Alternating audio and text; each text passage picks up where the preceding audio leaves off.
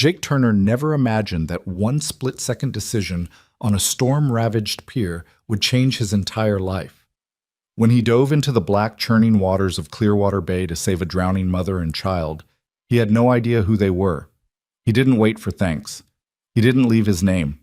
But the next morning, when a gleaming yacht appeared at his dock, he discovered that some acts of heroism come with rewards beyond imagination.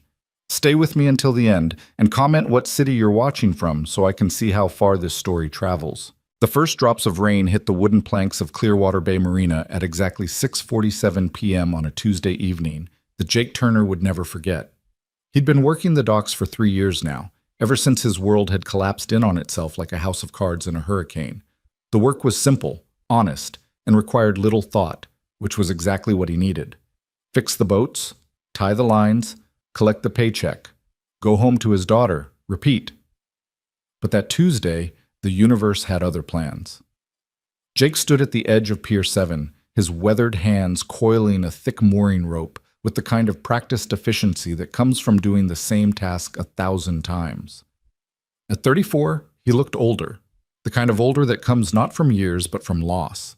His dark hair, perpetually in need of a cut, was pushed back from his face, revealing the worry lines that had carved themselves into his forehead since Emily's death. His broad shoulders, once carried with the confidence of a man who believed the world made sense, now slumped slightly forward, as if bracing against an invisible wind that never stopped blowing. "Turner, you clocking out or planning to sleep here?" Tommy Rodriguez called from the harbor master's office, his round face barely visible through the rain-streaked window. Jake glanced at his watch, a cheap digital thing that had replaced the nice one he'd sold 2 years ago when Sarah needed braces. "5 more minutes," he called back. "Just want to secure the Bennett boat. Storm's supposed to get worse." Tommy shook his head, disappearing back into the warm glow of the office. Jake didn't mind. Tommy was a good guy, but he didn't understand why Jake always volunteered for the extra work, why he was always the last to leave. The truth was simple and complicated at the same time. Being at the docks meant not being in his too-quiet apartment, where Emily's absence still echoed in every room, even after 4 years. It meant his hands stayed busy and his mind stayed quiet. The rain intensified, shifting from a drizzle to a downpour in the span of a heartbeat. Jake pulled up the hood of his worn canvas jacket and moved along the pier, checking cleats and lines with the thoroughness of a man who understood that the sea didn't care about your problems. It only cared whether you respected it. Thunder cracked across the sky, so loud and close that Jake felt it in his chest. The bay, usually calm and welcoming, had transformed into something prehistoric and angry. Waves slapped against the pier pilings with increasing violence, sending spray high enough to miss Jake's face. He tasted salt and rain. That's when he heard it. At first, he thought it was just another roll of thunder, or maybe the sound of a boat breaking loose from its mooring. But then it came again, clearer this time, cutting through the storm like a knife through silk. A scream. Jake's head snapped up, his body going rigid. His eyes scanned the marina, trying to locate the source. The parking lot? The boat slips? His blood turned to ice. Headlights. In the water. About 50 yards out from the main pier, sinking fast into the black water of the bay, a car's headlights glowed like the eyes of a drowning beast. Even as Jake watched, paralyzed for a precious half-second by the sheer impossibility of what he was seeing, the lights tilted forward and began to dim. Someone had driven off the pier. Later, investigators would determine that the driver had been unfamiliar with the marina's layout, that the storm had reduced visibility to nearly zero, and that the wooden barrier at the pier's end had rotted through in the relentless salt air. But in that moment, Jake didn't know any of this. All he knew was that someone was in that car, and that car was sinking, and he was the only one close enough to do anything about it. "Tommy, call 911!" Jake's voice ripped from his throat as he ran, his boots pounding against the wet wood. "Car in the water!" He didn't wait to see if Tommy heard him. He didn't think about the fact that it was March, and the water temperature was probably 50 degrees. He didn't think about Sarah, or what would happen to her if he didn't come back up. He didn't think about the last time he'd been in water like this, holding Emily's hand as the light left her eyes. He just ran, and then he jumped. The cold hit him like a physical blow, driving the air from his lungs and making his muscles seize. For a moment he was underwater, disoriented by the darkness and the shock. Then his survival instincts kicked in, and he broke the surface, gasping and swimming hard toward the sinking car.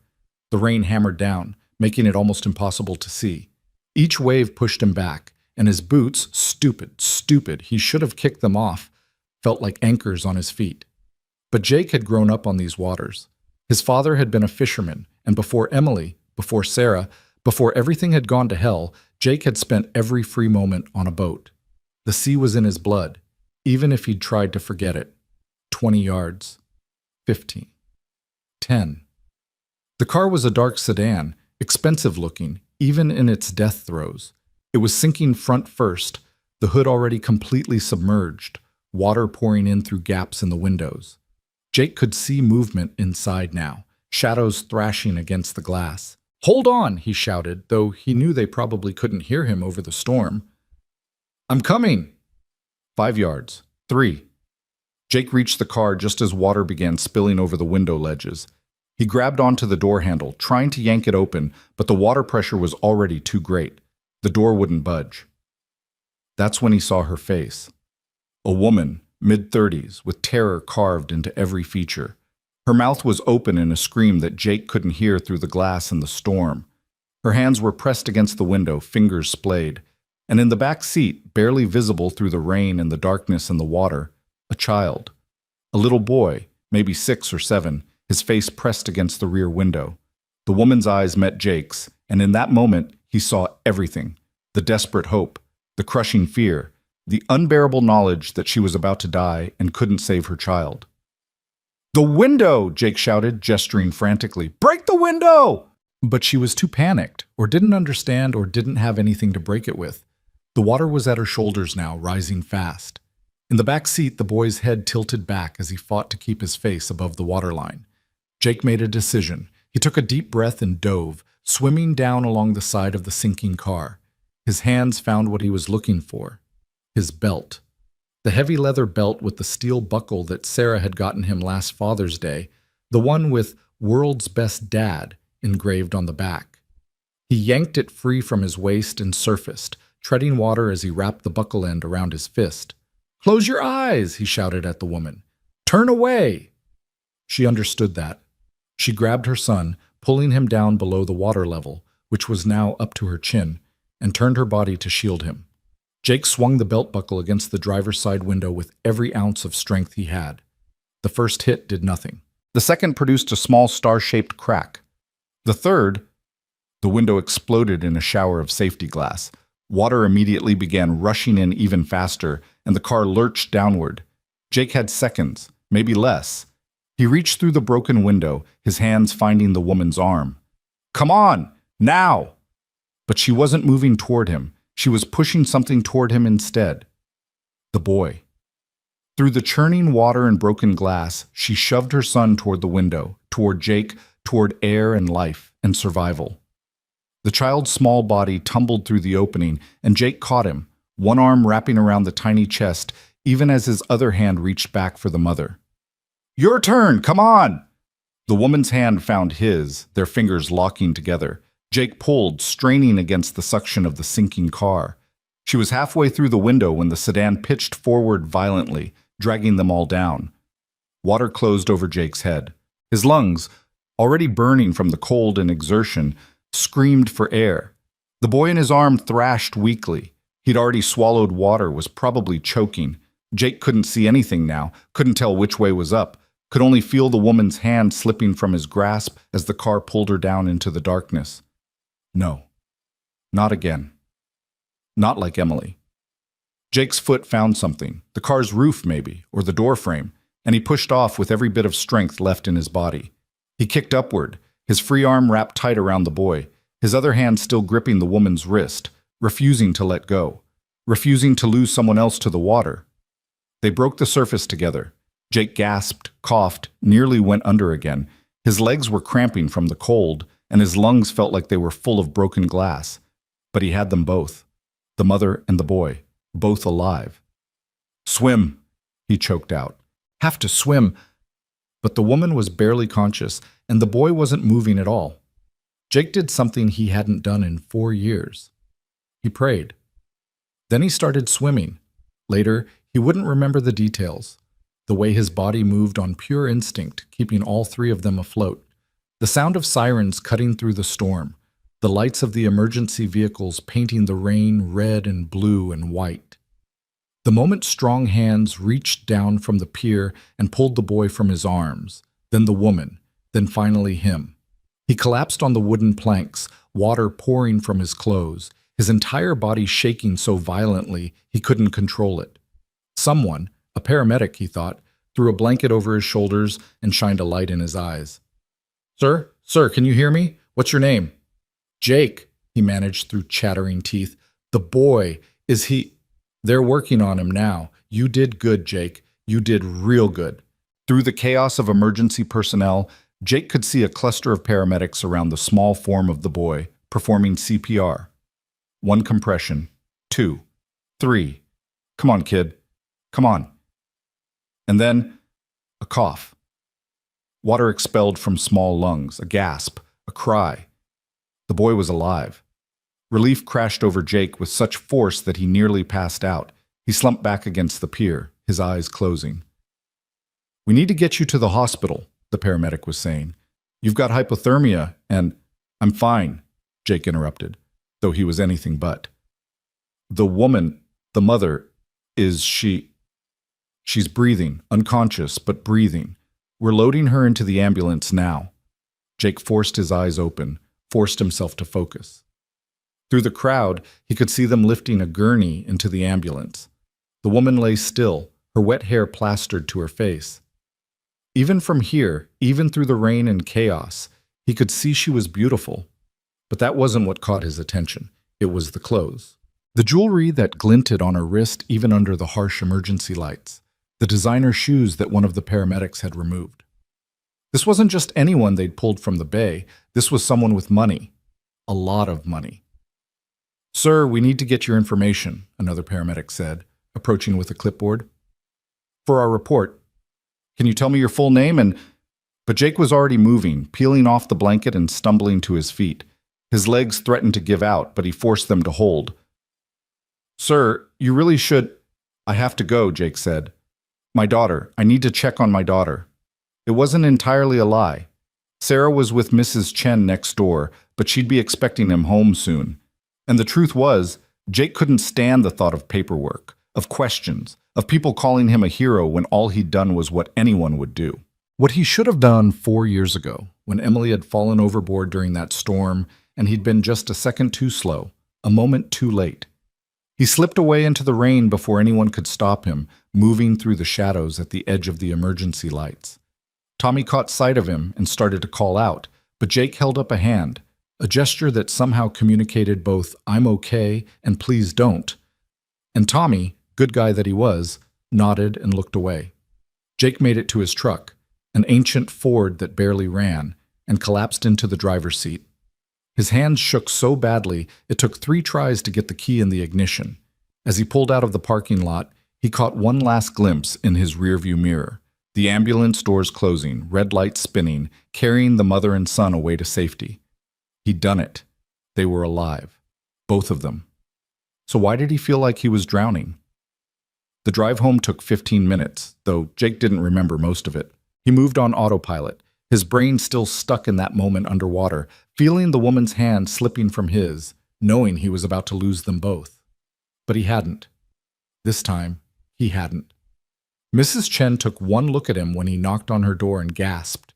"Jake, what happened? You're soaked."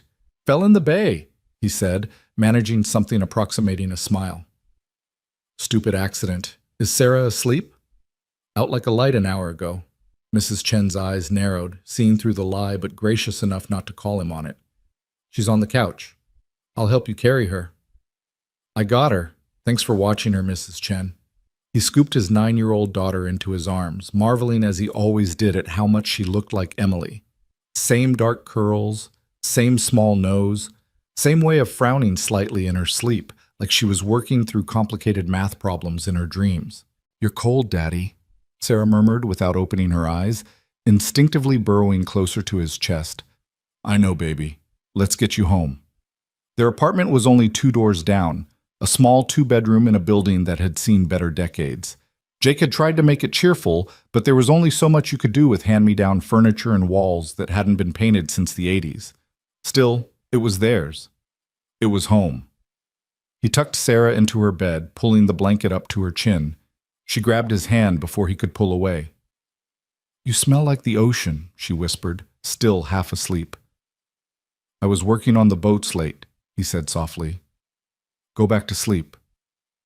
"Did you catch any fish?" Despite everything, the cold that had settled into his bones, the exhaustion that threatened to pull him under, the images of terrified eyes behind sinking glass, Jake smiled. "No fish tonight, sweetheart, but maybe this weekend we can go to the pier and try our luck. Would you like that?" "Mm-hmm." Sarah's eyes were already closed again. "Love you, Daddy. Love you too, baby girl. More than anything in this world." He stood there for a long moment, watching her sleep, letting the simple peace of her breathing remind him why he was still here, why he got up every morning, why he kept going, for her. Always for her. Jake took a shower so hot it made his skin burn, trying to drive the chill from his body. He stood under the spray until the water heater gave up and went cold, then stood there for a few minutes more, letting his mind finally process what had happened. He'd saved them. A mother and her son. He jumped into the freezing bay without a second thought and pulled them both from a sinking car. Part of him, the part that still woke up screaming some nights, reliving the moment he'd lost Emily, couldn't quite believe it had worked, that he'd been fast enough, strong enough, that fate had decided to let him win one for once. But he had. They were alive because of him. Jake toweled off and fell into bed, not bothering with dinner even though he couldn't remember when he'd last eaten. Sleep took him almost instantly, dragging him down into dreams of dark water and reaching hands and headlights sinking into an abyss that had no bottom. He didn't dream about the morning, didn't dream about what was coming, didn't dream about the gleaming white yacht that would change everything. But morning came anyway, as it always does, whether you're ready for it or not.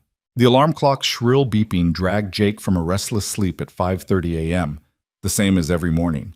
He slapped at it blindly, his body protesting every movement. Every muscle ached. His shoulders felt like someone had taken a baseball bat to them, and his lungs burned with each breath. For a confused moment, he couldn't figure out why he felt like he'd been hit by a truck. Then the memories flooded back. The storm, the scream, the sinking car, those terrified eyes behind the glass. Jake sat up slowly, running his hands through his hair. Sunlight streamed through the thin curtains, actual sunlight, which seemed impossible after last night's deluge. He checked his phone out of habit. No missed calls. No messages. The world had kept turning while he'd pulled two people from death's grip, utterly indifferent to the miracle and the terror of it all. He showered quickly, the hot water doing little to ease the stiffness in his muscles, and dressed in his usual work clothes, faded jeans, a dark blue Henley, and his backup jacket since his other one was still soaked and crumpled on the bathroom floor. In the kitchen, he started the coffee maker and began assembling Sarah's lunch with the efficiency of long practice. Peanut butter and jelly, apple slices, carrots that she probably wouldn't eat, but he packed anyway, a juice box and the last two cookies from the package. "Daddy?" Sarah's voice came from the hallway, small and worried. "Are you okay?"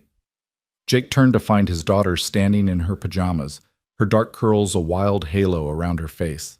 Her brown eyes, Emily's eyes, were fixed on him with an intensity that sometimes unnerved him. Sarah had always been perceptive beyond her years, probably because she'd had to be.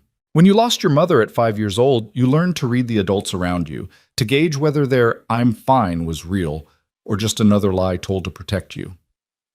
"I'm okay, sweetheart," Jake said, and this time it wasn't entirely untrue. He was alive. He was standing. That counted for something. "Why are you up so early?" "I heard you making noise. You sound different when you breathe." Jake forced his expression to stay neutral. "Just a little sore from work. Come on, let's get you some breakfast." They fell into their morning routine. Cereal for Sarah, black coffee for Jake, the small TV in the corner playing cartoons at low volume. Jake watched his daughter eat, her legs swinging under the chair, and felt the familiar weight of overwhelming love mixed with crushing inadequacy. He was doing his best, but was his best enough? Could he ever give her the life she deserved? Mrs. Chen said you fell in the water last night, Sarah said suddenly, not looking up from her bowl. Jake hesitated. He'd always tried to be honest with Sarah, but he also didn't want to scare her. I did. I'm fine, though. See? All dry now. Did you save someone? His hand froze halfway to his coffee mug. What? Mrs. Chen said you were all wet, and you smelled like the ocean, and you looked like you did after Mom. Sarah's voice dropped to barely a whisper on that last word. So I thought maybe you saved someone, like you tried to save her. Jake's throat tightened. He set down his mug carefully and moved to kneel beside his daughter's chair. Hey, look at me. When she did, he saw tears threatening to spill over. Yes, I helped some people last night. A mom and a little boy. They're okay. Everyone's okay, including me. Promise? I promise. He pulled her into a hug, feeling her small arms wrap around his neck. I'm not going anywhere, baby girl. You're stuck with me. She sniffled against his shoulder. Good, because you're the only parent I have left. The words hit him like a punch to the gut, but he just held her tighter. And you're the only daughter I have, which makes us pretty lucky, I think. We've got each other. After he'd walked Sarah to the bus stop and watched her climb aboard with a wave that was trying very hard to be brave, Jake headed to the marina. The morning was crisp and clear, the storm having scrubbed the sky clean. The bay sparkled in the early light, looking nothing like the black, churning monster from last night. If it weren't for the police tape cordoning off the section of pier where the car had gone through, Jake might have thought he'd dreamed the whole thing. Tommy was already in the harbor master's office, and his eyes went wide when Jake walked in. Jesus Christ, Turner, you're here? Where else would I be? The hospital, the morgue, I don't know. Tommy jumped up from his desk, his coffee sloshing dangerously. Man, what you did last night, that was insane. Insane and incredible. The news crews were here until midnight trying to get information about you. Jake felt his stomach drop. News crews? Yeah, this is a huge story. Local hero saves mysterious woman and child from drowning. They're calling you the ghost rescuer because you disappeared before anyone could get your name. Tommy grinned. I didn't tell them anything, by the way. Figured you had your reasons for bolting. Thanks. Jake moved to the assignment board, checking his tasks for the day. What have you got for me? Tommy stared at him. Are you serious right now? You nearly died last night and you want to talk about work? What I want is to not talk about last night. Jake's voice came out harsher than he intended. He softened it. I'm here. I'm fine. Let's just have a normal day, okay? Tommy studied him for a long moment, then sighed. You're impossible, you know that? Fine. Normal day. Except...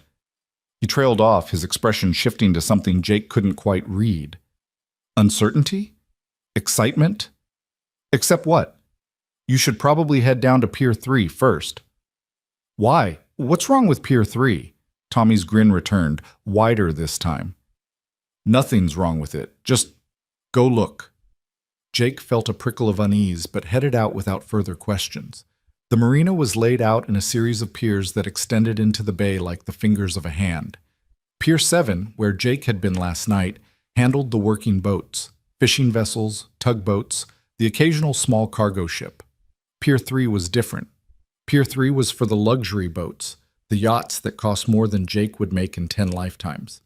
He rounded the corner of the maintenance building and stopped dead in his tracks. At the end of Pier 3, where there had been empty water yesterday, now sat a yacht that made every other boat in the marina look like a child's toy. It was massive, at least 70 feet long, all gleaming white fiberglass and chrome and tinted windows. The kind of vessel that looked like it should be anchored off Monaco or the Caribbean, not at a working marina in Clearwater Bay. The name painted in elegant script on the stern reads Second Chance. Jake stared at it, his mind refusing to process what he was seeing. Then he noticed the man standing on the pier beside it. He was tall and impeccably dressed in a navy blue suit that probably cost more than Jake's truck. His silver hair was styled perfectly, and when he noticed Jake approaching, his face split into a professional smile. "Mr. Turner?" the man called out. "Jake Turner?" Every instinct Jake had screamed at him to turn around and walk away. Instead, he found himself moving forward, his boots thudding hollowly on the wooden planks. "Who's asking?" "My name is Richard Chen. I'm the personal assistant to Ms. Olivia Grant." The man extended his hand, and Jake shook it automatically. Richard's grip was firm, his palm soft, the hand of someone who'd never done a day of manual labor in his life. "Ms. Grant would very much like to speak with you. She's waiting aboard." "Look, I don't know what this is about." "Yes, you do." Richard's smile never wavered, but his eyes were sharp. "You saved Ms. Grant's life last night, and her son's. She's been searching for you since the moment she regained consciousness." Jake's mouth went dry. The woman. The beautiful woman with the terrified eyes. Of course she was someone important. Of course she had people to track him down. He should have known. "I'm glad she's okay," Jake said carefully. "And the boy. But I need to get to work, so—" "Mr. Turner, Ms. Grant has come a very long way to thank you personally. Surely you can spare 5 minutes?" When Jake hesitated, Richard added, "She's quite insistent, and I should warn you, when Olivia Grant wants something, she tends to get it." Against his better judgment, Jake found himself nodding. 5 minutes. Richard's smile widened. "Excellent. Right this way." The yacht's gangplank felt impossibly steady under Jake's feet, so different from the small boats he was used to. Everything about the vessel screamed money, from the teak decking to the leather seating to the gleaming chrome railings that probably got polished daily. Jake felt acutely aware of his worn clothes, his scuffed boots, the calluses on his hands. "Ms. Grant is on the aft deck," Richard said, leading him through a sliding glass door and into an interior that looked like something from a magazine. Cream-colored leather, dark wood, soft lighting, a full bar in one corner, a flat-screen TV that was bigger than Jake's living room wall. They walked through to the back deck, and there she was. In the chaos of last night, Jake hadn't really seen her. He'd seen terror and desperation, but not her. Now, in the clear morning light, he saw everything. Olivia Grant sat at a small table, a cup of coffee before her, looking out at the bay. She wore a simple white linen shirt and dark pants, her blonde hair pulled back in a neat ponytail. She was beautiful, not in the overdone plastic way of people who'd had too much work done, but in a natural, elegant way that suggested good genes and better self-care. But it was her eyes that caught him. Even from here, he could see the bruises underneath them, the exhaustion that makeup couldn't quite hide. And when she turned to look at him, he saw something else, recognition, and a depth of emotion that made him want to run. "Mr. Turner?" she said, her voice soft but steady. She stood and he noticed she moved carefully, like someone who was sore. "Thank you for coming." "I didn't really have much choice," Jake said, then immediately regretted it. "I mean, you did." Olivia took a step toward him, her eyes locked on his. "You could have kept walking. Most people would have, just like you could have kept walking last night when you heard us go into the water." Jake shifted uncomfortably. "Anyone would have done what I did." "But you did it.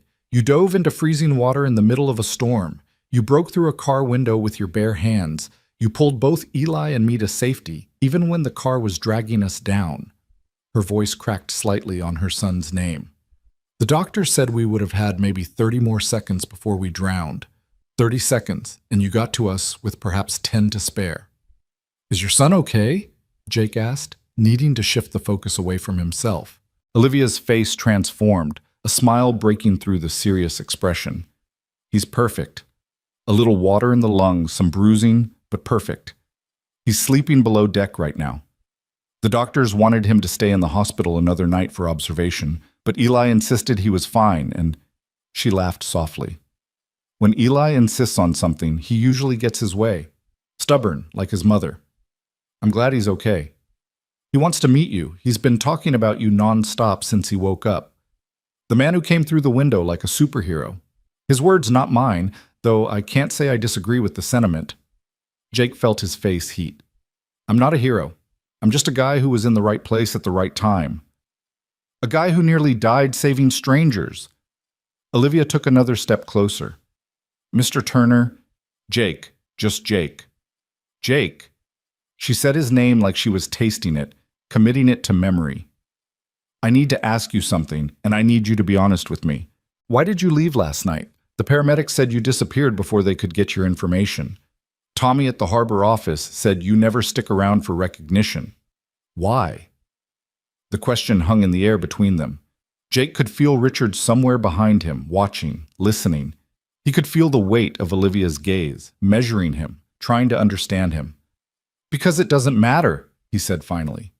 They're alive, that's what matters, not who saved them or why or what happened after. It matters to me. Olivia's voice was fierce now, passionate. It matters to Eli. You gave us back our lives. That's not nothing, Jake. That's everything. Before Jake could respond, a small voice called out from inside the yacht. Mom? Mom, is he here? Olivia's expression softened instantly. We're out here, sweetheart. A moment later, a little boy burst through the sliding glass door, moving with the reckless energy of children who have no concept of their own mortality. He was small for what Jake guessed was 6 or 7, with his mother's blonde hair and wide blue eyes. He wore pajama pants and a t-shirt with a cartoon superhero on it, and when his gaze landed on Jake, those blue eyes went impossibly wider. You're him, the boy breathed. You're the window breaker. Despite everything, Jake felt a smile tug at his lips. I guess I am. The boy, Eli, rushed forward and wrapped his arms around Jake's waist in a hug so tight and unexpected that Jake nearly stumbled. Small hands fisted in his jacket, and he felt the boy trembling slightly. Thank you for saving us, Eli whispered into Jake's shirt. Thank you, thank you, thank you. Jake's hands hovered awkwardly for a moment before settling gently on the boy's shoulders. His throat felt tight. When was the last time someone had hugged him like this? As if he mattered? As if he'd done something that changed the entire world? You're welcome, he managed. You were very brave. Eli pulled back, looking up at him with an expression of pure adoration. I tried to be. Mom said to hold my breath and trust that someone would help us, and then you were there. You broke the window with your belt. That was so cool. Eli, Olivia said gently, remember what we talked about. Mr. Turner, Jake, is probably very busy. We can't keep him all day. But Mom, it's okay, Jake found himself saying, surprising himself. He knelt down so he was eye level with Eli. I'm glad you're okay, buddy. You and your mom. That's the important thing. Are you a real superhero? Eli asked seriously. Do you save people all the time? Jake felt his chest constrict. If only the kid knew. If only he knew about Emily, about how Jake hadn't been able to save the person who mattered most. No, he said quietly. I'm just a regular person who tries to help when I can. That's what superheroes are, Eli insisted. Regular people who help. He turned to his mother. Right, Mom? Olivia's eyes were suspiciously bright as she looked at Jake. Right, sweetheart. Richard cleared his throat politely. Ms. Grant, I apologize for interrupting, but you have that call with Tokyo in 20 minutes. Cancel it, Olivia said without looking away from Jake. Ms. Grant? Richard, cancel it. Reschedule for this evening. I'm not done here. Jake stood up, taking a step back. Look, I appreciate this, but I really do need to get to work. I'm glad you're both okay, truly, but have coffee with me, Olivia said suddenly. Please, just coffee. There's so much I want to say to you, and I can't do it in 5 minutes on a deck. Mom makes really good coffee, Eli offered helpfully. And we have cookies, the fancy kind with chocolate. Jake looked at the boy, then at Olivia, then at the yacht around them. This floating palace that represented a world so far removed from his own, it might as well be on another planet. Every logical part of his brain told him to politely decline and get back to his real life, to not get tangled up with wealthy strangers who would inevitably disappoint him or be disappointed by him. But there was something in Olivia's eyes, a kind of understanding, maybe, or a shared recognition of what it meant to come close to losing everything. And Eli was looking at him like he'd hung the moon and stars. Okay, Jake heard himself say. Coffee. Olivia's smile was radiant. Richard, let Tommy know that Jake will be a bit late this morning. Already done, Ms. Grant. They sat at the table on the aft deck, the morning sun warming the space, the gentle lapping of water against the hull providing a soothing background rhythm. Olivia poured coffee from a French press that probably cost more than Jake's monthly rent, and Eli produced a plate of cookies that were, indeed, very fancy and chocolate-covered. "So," Olivia said, settling into her chair, "tell me about yourself, Jake Turner, and please don't say there's nothing to tell. A man doesn't do what you did without being interesting." Jake wrapped his hands around the coffee cup, grateful for something to do with them. "There's really not much. I work at the marina. I have a daughter, Sarah. She's 9. We live in Clearwater. That's about it." "You're divorced?" The question was gentle, but it still stung. "Widowed 4 years ago." Olivia's expression shifted to something softer, sadder. "I'm sorry. That must be incredibly hard. Some days more than others?" Jake took a sip of coffee to avoid having to elaborate. It was, predictably, the best coffee he'd ever tasted. "I'm divorced," Olivia offered.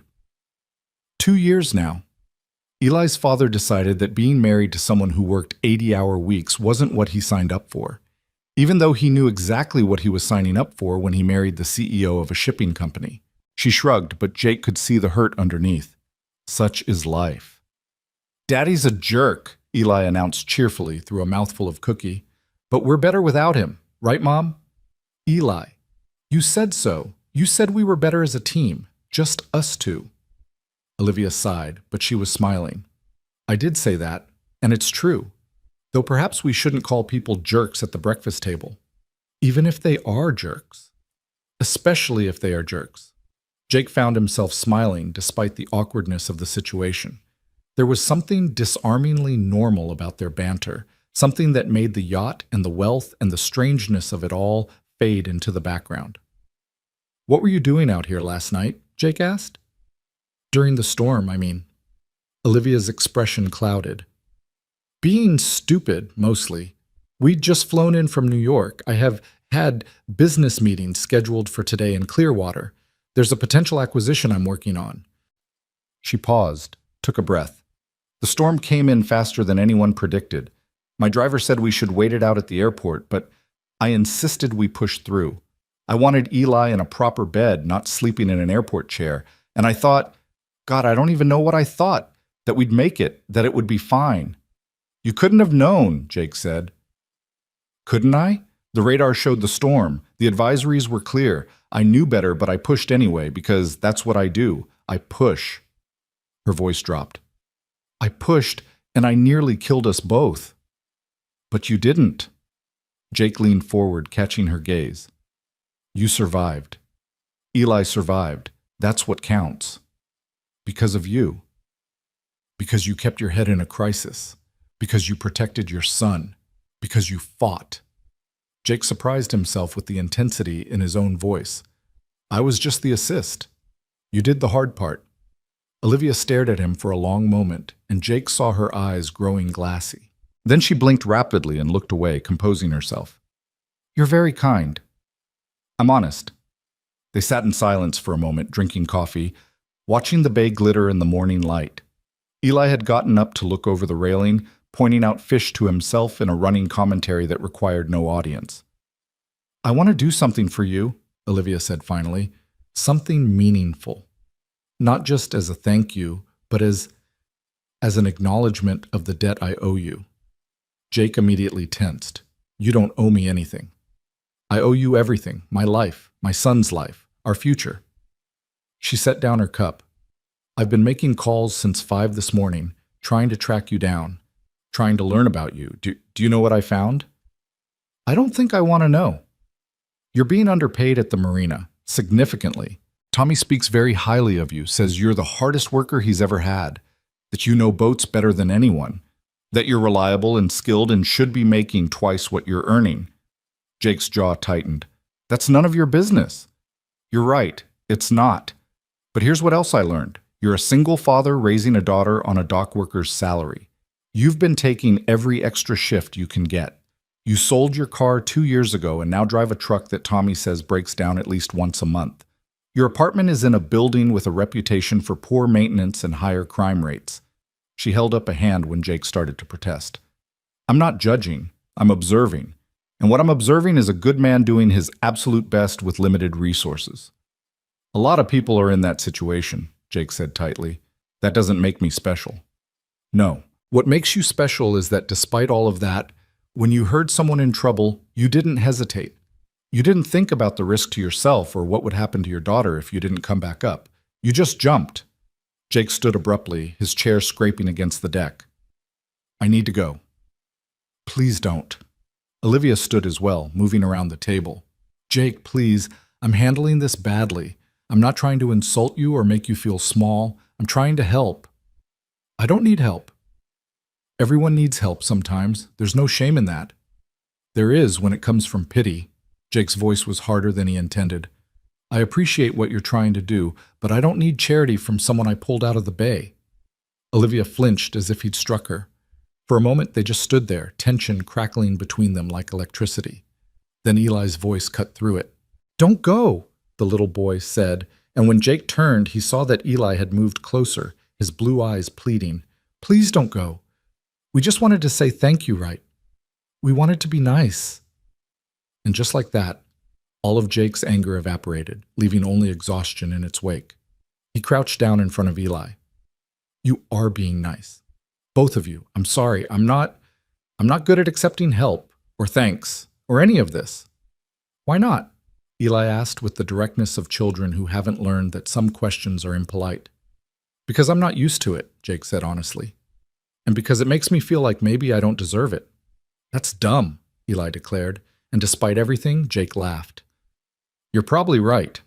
He stood up and turned back to Olivia, who was watching him with an expression he couldn't quite decipher. I'm sorry, he said. That was unfair of me. You're trying to do something kind, and I'm being defensive, Olivia finished. Which is understandable. I'm essentially a stranger who showed up at your workplace with a yacht and started poking into your private life. That would make anyone uncomfortable. She smiled slightly. Richard tells me I have a tendency to bulldoze people when I want something. It's a professional asset, but a personal flaw. What do you want? Jake asked quietly. Olivia looked at him for a long moment, then at her son, then back at him. To give you something back. A fraction of what you gave us, but something meaningful. I told you, not charity, an opportunity. She spoke quickly now, the words tumbling out. I own Grant Marine Industries. We operate shipping routes up and down the East Coast, maintain a fleet of over 100 vessels, employ thousands of people, and we're always looking for skilled marine technicians, people who understand boats, who can troubleshoot problems, who can manage maintenance crews. Jake's heart started to beat faster. What are you saying? I'm saying I'd like to offer you a position, fleet maintenance supervisor for our Northeast Division. It would mean real benefits, health insurance, retirement plan, paid vacation, and the salary. She named a figure that made Jake's breath catch. It was more than double what he made now, maybe triple. He couldn't find words. That's too much. It's competitive for the position. You'd be managing a team of 15 people, overseeing maintenance on 30 vessels, coordinating with suppliers and contractors. It's real work, Jake. Hard work. I'm not offering you a made-up job to ease my conscience. This is a position I need filled, and based on everything Tommy told me, you're qualified for it. Jake's mind raced. That kind of money would change everything. Sarah could go to a better school. They could move to a safer neighborhood. He could actually save for her college fund instead of just hoping for scholarships. They could have security, stability, the things he'd been desperately trying to provide, but never quite managing. But at what cost? I can't take a job just because you feel grateful, he said. You wouldn't be. You'd be taking a job because you're qualified, and I need someone reliable in that position. Olivia's voice was firm now, businesslike. If you don't work out, I'll fire you. I don't keep people out of sentiment. Ask anyone who's ever worked for me. But I think you will work out. I think you'll be excellent at it. I don't know anything about running a team or managing budgets, or you can learn. We'd provide training. And honestly, the technical knowledge is the hard part. The rest is just organization and communication. She paused. Will you at least think about it? Jake wanted to say no. Wanted to walk away from this impossible offer and get back to his simple, predictable life. But he thought about Sarah. about the way she tried to hide her disappointment when he couldn't afford the field trips, or the new clothes, or the things her friends had. He thought about the worry he saw in her eyes sometimes, the worry that she tried to hide because she didn't want to make him feel bad.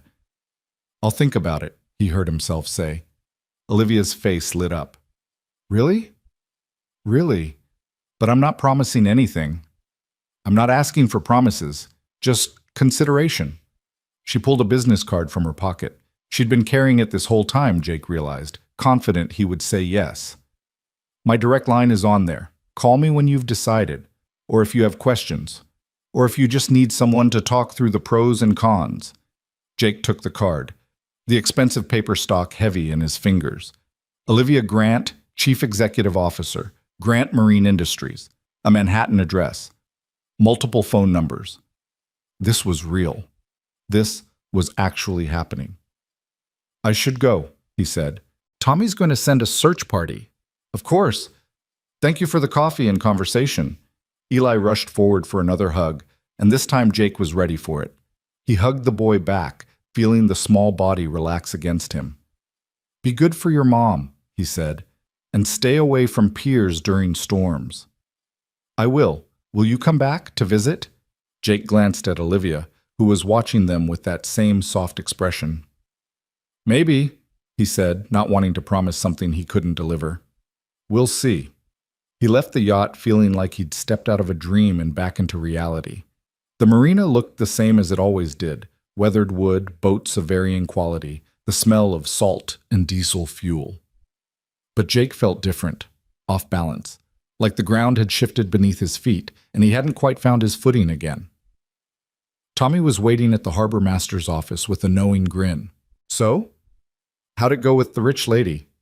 "Fine," Jake said, his voice carefully neutral. "She wanted to thank me, that's all." "Uh-huh. And I suppose that yacht is going to magically vanish into thin air now?" "It's leaving today." "But she'll be back." Jake didn't answer, just grabbed his assignment sheet and headed out to start his work. But Tommy's words echoed in his head as he went through the motions of his day, checking engines, replacing worn lines, patching a hole in a hull. She'll be back. And the question Jake couldn't quite answer was whether he wanted her to be. The yacht was gone by sunset, slipping away from Pier 3 as silently as it had arrived. Jake watched it go from the deck of the fishing boat he was repairing, his hands stilling on the engine he'd been working on. The Second Chance cut through the bay waters with elegant ease, its white hull gleaming gold in the dying light, and then it rounded the breakwater and disappeared from view. Gone. Just like that. Jake should have felt relieved. Instead, he felt a strange hollowness in his chest, like something important had slipped through his fingers before he'd fully grasped what it was. He stayed at the marina until well past dark, finding excuses to tinker with boats that didn't really need tinkering, organizing tools that were already organized. When he finally dragged himself home, Sarah was already asleep, and Mrs. Chen was dozing on his couch with the television playing softly. "Long day," she said when he woke her, not making it a question. "Yeah, sorry I'm late." Mrs. Chen studied him with the piercing gaze of someone who'd raised 6 children and couldn't be fooled by surface-level responses. "You look like a man with something heavy on his mind." "Just tired." "Mm-hmm." She gathered her things, patting his arm as she passed. "Whatever it is, Jake, you'll figure it out. You always do." But as the door closed behind her, Jake wasn't so sure. He pulled Olivia's business card from his pocket, where it had been burning a hole all day. The paper was slightly creased now from being handled, thought about, worried over. He set it on the kitchen counter and stared at it while reheating leftover pasta that tasted like cardboard. The smart thing would be to call her, to take the job. It was more money than he'd ever imagined making, doing work he was qualified for, with benefits that would change Sarah's entire future. Health insurance alone would be life-changing. No more hoping Sarah didn't get sick, no more choosing between taking her to the doctor and paying the electric bill. But something held him back. Pride, maybe? Or fear. The fear that he'd take this job and fail, that he'd prove himself unequal to the task, that Olivia would realize she'd made a mistake offering a position to a simple dock worker out of misplaced gratitude, the fear that he'd uproot his and Sarah's life for something that would fall apart, leaving them worse off than before. Or maybe it was simpler than that. Maybe he was just terrified of owing someone something, of being in debt to a woman he'd pulled from the water, a feeling like he had to perform gratitude for the rest of his life. Jake tossed the pasta in the trash, his appetite gone, and went to check on Sarah. She was sprawled across her bed in the boneless way of sleeping children, one arm hanging off the side, her mouth slightly open. He tucked her arm back under the blanket and smoothed her hair away from her face. "Love you, baby girl," he whispered, and left the card on the kitchen counter untouched. The next day was Saturday, which meant no work and a morning at the pier with Sarah, trying their luck at fishing. It was their ritual, started after Emily died, a way to spend time together that didn't require much talking or pretending everything was okay. They could just sit side by side, lines in the water, and let the world exist around them without demanding anything. Sarah chattered happily as they walked to their usual spot, a section of public pier that jutted out into the bay far from the working marina. She talked about school, about her friend Mia's upcoming birthday party, about a book she was reading about a girl who discovered she could talk to dolphins. "Do you think people can really talk to animals?" she asked as Jake baited her hook. "Like actually understand them?" "I think animals and people understand each other better than we give them credit for," Jake said, casting her line out into the water. "Maybe not with words, but with feelings. You know how you can tell when someone's sad or happy just by looking at them? I think it's like that." Sarah considered this seriously, her nose scrunching up the way it always did when she was thinking hard. "Is that how you knew the lady and her boy needed help? In the water?" Jake's hands froze on his own fishing line. "What?" "In the water. When you saved them. Is that how you knew?" Sarah looked up at him with Emily's eyes. "Mrs. Chen said you were a hero. She saw it on the news." Of course she had. Jake had been hoping the story would die quickly, but he should have known better. Clearwater Bay was a small community, and news like this spread fast. "I heard them yelling," Jake said carefully, casting his own line. "That's how I knew they needed help." "But you jumped in even though it was dangerous, even though you could have died." Sarah's voice was very small. "Like Mom." Jake set down his rod and turned to face his daughter fully. "Sarah, look at me." When she did, he saw tears threatening. "What happened to your mom was an accident. A terrible, terrible accident. And yes, I jumped in to help those people, but I was careful. I knew what I was doing. I'm here, aren't I? I'm fine. But what if you weren't? What if you died too and I didn't have anyone?" The tears spilled over now, running down her cheeks. "What if I was all alone?"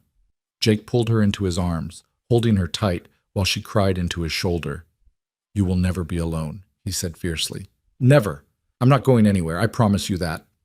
"You can't promise that. Nobody can promise that. Mom probably promised too." The words hit him like a physical blow because she was right. Emily probably had promised. They'd all promised each other so many things, forever, always, until death do us part, and then death had come decades too early and made liars of them all. "You're right," Jake said quietly. "I can't promise I'll live forever. Nobody can. But I can promise that I will do everything in my power to stay alive and healthy and here with you for as long as possible. And I can promise that even if something did happen to me, you wouldn't be alone. Mrs. Chen loves you. Tommy and his wife love you. Your Aunt Rebecca would move here in a heartbeat to take care of you." "I don't want Aunt Rebecca. I want you. And you have me. Right here. Right now." He pulled back so he could look at her face. "I'm sorry I scared you. I didn't think about how hearing about the rescue would make you feel." Sarah wiped her nose on her sleeve. "Are you going to keep saving people? Is that going to be a thing now?" Despite everything, Jake smiled. "No, I'm not going to make a habit of it. I'm just going to keep being your boring dad who works on boats and makes terrible pancakes and can't remember the words to any of the songs you like." "Your pancakes aren't that terrible," Sarah said, and Jake knew they were going to be okay. They fished for another hour, not catching anything, but not really trying to either. The sun was warm, the bay was calm, and for a little while Jake could pretend that his life was simple and uncomplicated and not balanced on the edge of a decision that could change everything. But then his phone rang. He almost didn't answer it, didn't recognize the number, and telemarketing calls were a constant annoyance. But something made him pick up. "Jake? It's Olivia." Olivia Grant. His heart kicked against his ribs. Hi. I hope I'm not calling at a bad time. I got your number from Tommy. I hope that's okay. It's fine. Jake glanced at Sarah, who was watching him with open curiosity. He stood and walked a few feet away, lowering his voice. Is everything okay? Is Eli? Eli's perfect. More than perfect. He hasn't stopped talking about you. He's decided you're his favorite person in the entire world, which is causing some jealousy issues with his grandmother. Olivia laughed, but it sounded slightly nervous. I'm calling because I wanted to follow up on our conversation yesterday about the position. I'm still thinking about it. I know, and I'm not trying to pressure you, but something's come up and I wanted to discuss it with you before you make your decision. Jake felt a sinking sensation in his stomach. Here it came, the catch, the complication, the thing that would make this too good to be true. What is it? The position I offered you is in New York. I didn't make that clear yesterday, but Grant Marine's headquarters are in Manhattan, and the Northeast Division operates out of our Brooklyn facility. The job would require relocating. New York, of course. Jake looked at Sarah, at the pier where they'd spent countless Saturday mornings, at the bay where he'd grown up, where Emily was buried, where every memory of his life, good and bad, was rooted. That's a pretty significant detail to leave out, he said, unable to keep the edge from his voice. I know. I'm sorry. I got ahead of myself. I have a tendency to do that. Olivia paused. But Jake, before you say no, hear me out. The company would cover all relocation costs. We'd help you find housing, good housing, in a safe neighborhood with excellent schools. The salary I quoted you factors in New York's higher cost of living, and there's a support system in place for employees who are new to the area. You and Sarah wouldn't be on your own. Sarah loves it here. Her friends are here. Her school, her routine, everything she knows. I understand, and I'm not trying to minimize what I'm asking. It's huge, but kids are resilient, Jake. They adapt. And the opportunities in New York, the museums, the culture, the educational programs, those are things that could really benefit her. Jake closed his eyes, pressing his free hand to his forehead. I need time. Of course, take all the time you need, but... She hesitated. Can I ask you something? Sure. What's really holding you back? Is it just the location or is it something else? The question was too perceptive, too direct. Jake found himself answering honestly before he could think better of it. I don't want to owe you anything. Silence on the other end of the line. Then softly, you wouldn't. That's not how this works. Isn't it? You're offering me this amazing opportunity because I pulled you out of the water. If that hadn't happened, we wouldn't be having this conversation. You're right, Olivia said. If you hadn't saved my life, we wouldn't be having this conversation, but not for the reason you think. If you hadn't saved my life, I wouldn't have met you. I wouldn't have seen what kind of man you are. Someone who acts without hesitation when others need help, who works hard, who raises his daughter on his own, who's competent and skilled and exactly what my company needs. The rescue brought us together, but the job offer is based on merit. You barely know me. I know enough. And you'd be surprised how good I am at reading people. It's kind of essential in my line of work. She paused. I'm going to be in Clearwater for the next few days. Business meetings. Would you let me take you and Sarah to dinner? Nothing formal. Just a chance for you to ask questions, for Sarah to meet Eli. They're close in age. They might hit it off. No pressure about the job. Just dinner. Every instinct Jake had told him to say no. To keep his distance. To protect the small, safe life he'd built from this whirlwind that had blown in on a yacht. But he heard himself say, okay, dinner. Really? Olivia sounded genuinely surprised and pleased. Really? But I picked the place, and I pay for my and Sarah's meals. Jake, those are my conditions. He could hear the smile in her voice when she answered. Deal. When works for you? Tomorrow night, 6 o'clock? Perfect. Text me the address. And Jake? Thank you. After she hung up, Jake stood for a long moment staring at his phone. What was he doing? Why had he agreed to this? He was just setting himself up for more complications, more difficult decisions, more ways for this situation to go wrong. Dad? Sarah called. Are you okay? He turned back to her, pasting on a smile. I'm fine, sweetie. That was just someone from work. You look weird. Gee, thanks. No, I mean, Sarah scrunched up her nose.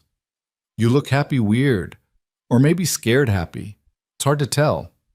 Jake walked back to her and ruffled her hair. How would you like to go to dinner tomorrow night?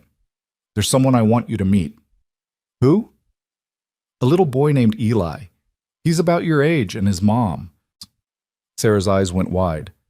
Is this like a date? Are you dating someone? What? No, it's not a date. It's complicated. That's what adults always say when they don't want to explain things to kids. When did you get so smart? I've always been smart. You just don't always notice. Sarah grinned at him. Okay, I'll go to dinner. But if this lady is weird, or if her kid is annoying, I'm going to tell you. Fair enough. That night, after Sarah was asleep, Jake sat at his kitchen table with a beer he wasn't really drinking, and Olivia's business card laid out in front of him like a tarot card that could predict his future. His laptop was open, an old, slow machine that took 5 minutes to boot up, and he'd spent the last hour researching Grant Marine Industries. What he'd found both impressed and intimidated him. The company was massive, with operations spanning 3 continents. Olivia had taken over as CEO 6 years ago after her father's death, and under her leadership, the company had expanded by 40%. She was respected in her industry, known for being tough but fair, innovative, willing to take calculated risks. She was also, according to several articles, fiercely protective of her privacy. There were very few photos of her, and almost none of Eli. The divorce from her ex-husband had been handled quietly, with no tabloid drama. She seemed to live her life with the same no-nonsense efficiency she brought to her business. Jake clicked through to the company's career page and found the job posting for Fleet Maintenance Supervisor, Northeast Division. The requirements were extensive. 5 years of experience in marine mechanics, knowledge of various engine types, ability to manage teams, familiarity with safety protocols and regulations. He met most of them, but not all. The posting had been up for 3 months, which meant they were having trouble filling it. Was he really qualified, or was Olivia bending the requirements because of what he'd done? His phone buzzed with a text. Olivia. I forgot to ask earlier, does Sarah have any food allergies or dietary restrictions? Want to make sure wherever you pick is somewhere she can actually eat. Jake smiled despite himself and typed back. She'll eat anything except mushrooms. Says they taste like dirt. Smart kid. Eli says the same thing. Tomorrow at 6. There's a place called The Catch on Harbor Street. Nothing fancy, but the food's good and they have a kids menu. Sounds perfect. See you then. Jake set down his phone and took a sip of his beer, finally, letting the cold liquid settle his nerves. He was doing this. He was having dinner with a woman who'd offered him a life-changing job, introducing his daughter to her son, taking a step towards something he couldn't quite name and didn't fully understand. The smart move would be to cancel. To text her back and say he'd changed his mind, that he appreciated the offer, but it wasn't right for them, that she should find someone else for the position. But he didn't. Sunday evening came faster than Jake expected. He'd spent the day cleaning the apartment, doing laundry, and trying not to think too hard about the dinner ahead. Sarah had asked approximately 800 questions about Eli and his mother, ranging from, how old is he exactly, to, does he like dinosaurs, to, is his mom going to expect me to be polite the whole time? Yes, she's going to expect you to be polite, Jake had said to that last one. That's generally how dinners work. But like super polite. Or normal polite. Normal polite. Just be yourself. Now, standing in front of his closet trying to decide what to wear, Jake wished someone would give him the same advice.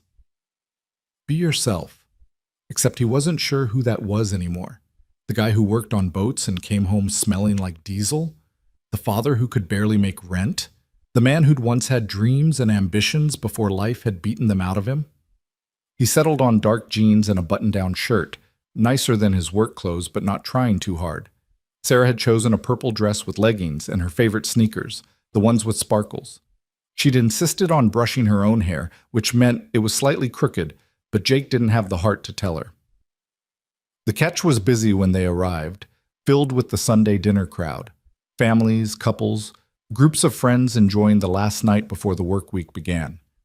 Jake spotted Olivia and Eli immediately at a corner booth. Olivia wore jeans and a simple blue sweater, her hair down around her shoulders, looking nothing like the CEO he'd researched online and everything like a regular mom out for dinner with her kid. Eli saw them first and waved enthusiastically, nearly knocking over his water glass in his excitement. Sarah's hand tightened around Jake's as they approached. "You okay?" he murmured. "What if he doesn't like me?" "He's gonna love you. You're pretty lovable, kid." Olivia stood as they reached the table, her smile warm and genuine. "Jake, Sarah, I'm so glad you could make it." "Thanks for inviting us," Jake said, aware that his voice sounded stiff, formal. "This is Eli. Eli, this is Sarah, Jake's daughter. And you remember Jake?" "You're the window breaker," Eli said to Jake, but his eyes were on Sarah. "Hi, I'm Eli. Do you like dinosaurs?" Sarah's face lit up. "I love dinosaurs. My favorite is the velociraptor." "Mine too. Mom says they were actually really small and had feathers, but in the movies they're huge and scary." "That's because movies aren't always scientifically accurate," Sarah said seriously. And just like that, the two kids were deep in conversation about the paleontological inaccuracies of Jurassic Park. Olivia caught Jake's eye and smiled. "Well, that was easier than expected." They slid into the booth, Jake and Sarah on one side, Olivia and Eli on the other. The kids continued their animated discussion while Jake tried to figure out what to do with his hands. "You look nervous," Olivia said quietly. "I don't do this much. Social situations with people I don't know well." "Is that what this is? A social situation?" "I don't know what this is," Jake admitted. Olivia opened her menu, her expression thoughtful. "It's dinner with new friends, that's all. No hidden agenda, no pressure, just people eating food and talking. The job is completely separate from this. Whether you take it or not, whether you even want to discuss it or not, doesn't affect tonight. Tonight is just about Eli getting to properly thank the man who saved his life, and me getting to know the person behind the heroics." She met his eyes. "Is that okay?" Jake felt some of the tension leave his shoulders. "Yeah, that's okay." The waitress came by to take their orders. Fish and chips for the kids, grilled salmon for Olivia, the catch of the day for Jake. As they waited for their food, conversation flowed more easily than Jake had expected.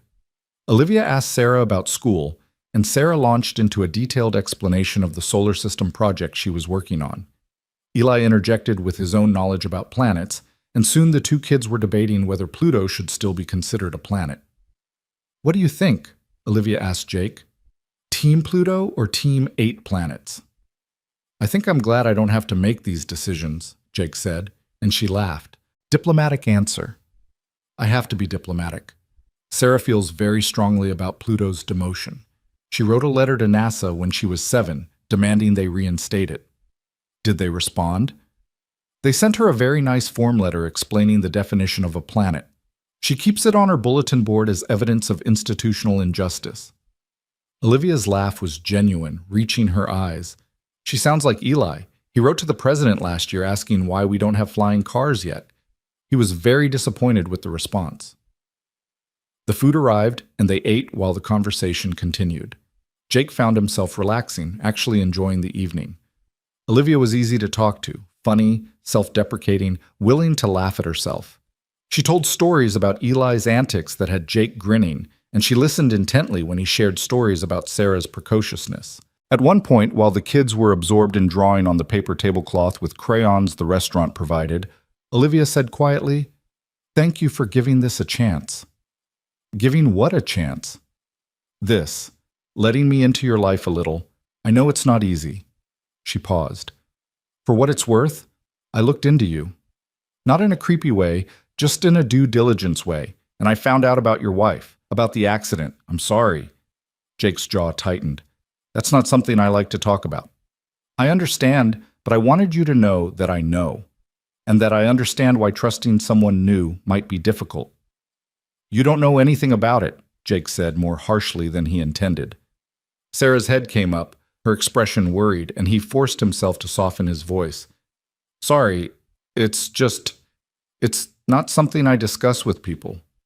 "Of course, I apologize. I shouldn't have brought it up." Olivia looked genuinely contrite. "Can we start over? Pretend I didn't just put my foot in my mouth? Jake took a breath, then nodded. Yeah, we can start over. The rest of the dinner passed pleasantly, the earlier tension dissipating. By the time they were finished, Sarah and Eli were clearly on their way to becoming friends. They'd exchanged favorite colors, favorite foods, favorite TV shows, and had discovered a shared love of both dinosaurs and outer space. Outside the restaurant, as they prepared to part ways, Eli tugged on Jake's sleeve. Will we see you again? Jake glanced at Olivia, then back at the boy. I don't know, buddy. Your mom and I are still figuring some things out. But you'll try, please. Those blue eyes were impossible to resist. Yeah, I'll try. Eli's face split into a huge grin, and he threw his arms around Jake's waist in another of those surprising hugs. Over the boy's head, Jake met Olivia's gaze. She was watching them with an expression that was part gratitude, part something else he couldn't quite identify. Thank you, she mouthed silently. In the car on the way home, Sarah was unusually quiet. Jake glanced over at her. You okay, sweetheart? Eli's nice, and his mom seems really nice, too. They are nice. Are we going to see them again? Would you want to? Sarah chewed on her lower lip, a habit she'd picked up from Emily. Yeah, I think so. Eli knows a lot about space, and he said his mom has a telescope at their house in New York, and sometimes they look at planets. That sounds cool. Dad? Sarah's voice was small. Why did you get all weird when she mentioned Mom? Jake's hands tightened on the steering wheel. I didn't get weird. Yes, you did. You got all stiff and your voice got different. She paused. It's okay to talk about Mom, you know, with other people. You don't have to keep her a secret. I'm not keeping her a secret, baby. It's hard, talking about what happened. Maybe it would be less hard if you did it more. Out of the mouths of babes. Jake reached over and squeezed Sarah's hand. Maybe you're right. When did you get so wise? I've always been wise. You just don't always listen. Later that night, after Sarah was in bed, Jake's phone buzzed with a text from Olivia. Thank you for tonight. Eli hasn't stopped talking about Sarah. He wants to know if they can be pen pals. Jake smiled and typed back. Sarah suggested the same thing. I think we can arrange that. Good. And Jake? I meant what I said earlier. No pressure about the job. Take whatever time you need to decide. The offer stands regardless. He stared at the message for a long moment, then typed. Can I ask you something? Of course. Why me? Really, there have to be hundreds of people more qualified for this position. People already in New York, people with more experience.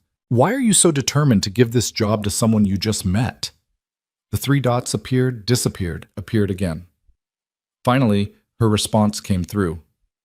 Because when I saw you jump into that water, I saw someone who didn't hesitate, who didn't calculate the risk or think about what he might lose, who just acted because someone needed help. That's rare, Jake. That quality, that immediate, selfless response, that's something you can't teach. And it's something I want in my company. People who care more about doing the right thing than protecting themselves. Does that answer your question? Jake read the message 3 times, feeling something shift in his chest. Yeah, it does. Good. Now get some sleep. And think about it. Really think about it. Not about what you're afraid of, but about what you could gain. He didn't respond, just set the phone down and sat in the darkness of his living room. Through the window, he could see the lights of the bay, the boats gently rocking in their slips, the life he'd built from the ashes of his old one. It was safe. It was predictable. It was small. And maybe, Jake thought, maybe that was the problem. Maybe he'd been so focused on not losing anything else that he'd forgotten how to gain anything. Maybe he'd been so busy protecting himself and Sarah from more pain that he'd closed them off from possibility. His phone buzzed one more time. Another text from Olivia, just 3 words. Be brave, Jake. He closed his eyes and let himself imagine it. New York, a job that paid enough to give Sarah everything she deserved. A chance to be more than just the guy who survived, who got by, who kept his head down and his expectations low. A chance to be brave. Jake didn't sleep that night. He lay in bed watching shadows move across his ceiling, his mind spinning through possibilities and fears in equal measure. Every time he closed his eyes, he saw two futures branching out before him like roads diverging in a wood. One was familiar, the steady grind of marina work, the small apartment, the careful budgeting, the safe predictability of a life that asked nothing more of him than to show up and survive. The other was terrifying in its brightness. New York, opportunity, the chance to give Sarah more, but also the risk of spectacular failure. By dawn, he still hadn't decided anything. He made coffee, checked on Sarah, and sat at his kitchen table watching the sunrise over the bay. His phone sat silent beside his mug. No new messages from Olivia. She was giving him space, he realized, letting him come to his own conclusion without pressure. It was both a relief and somehow more terrifying. Monday morning at the marina felt different. Jake moved through his usual tasks with mechanical efficiency, but his mind was elsewhere. Tommy noticed immediately. "You've checked that same fuel line 3 times, Tommy said, appearing beside Jake on the deck of a charter boat. "Either you're turning into a perfectionist or something's eating at you." Jake straightened, wiping his hands on a rag. "Just distracted." "This about the job offer?"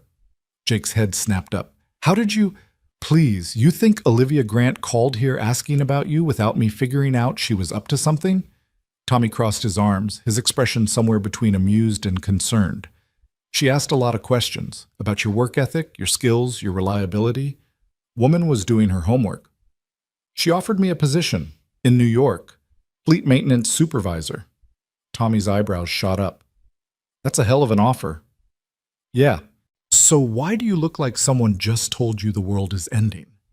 Jake sat down heavily on the boat's bench seat, suddenly exhausted despite the early hour. "Because I don't know if I can do it. The job, the move, all of it. What if I uproot Sarah's entire life and then I fail?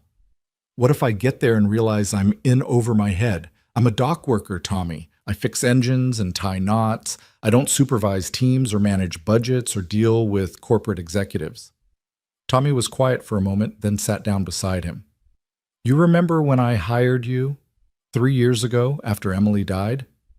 "Of course." "You were a mess, understandably. But you showed up every day, learned fast, worked harder than anyone I'd ever seen.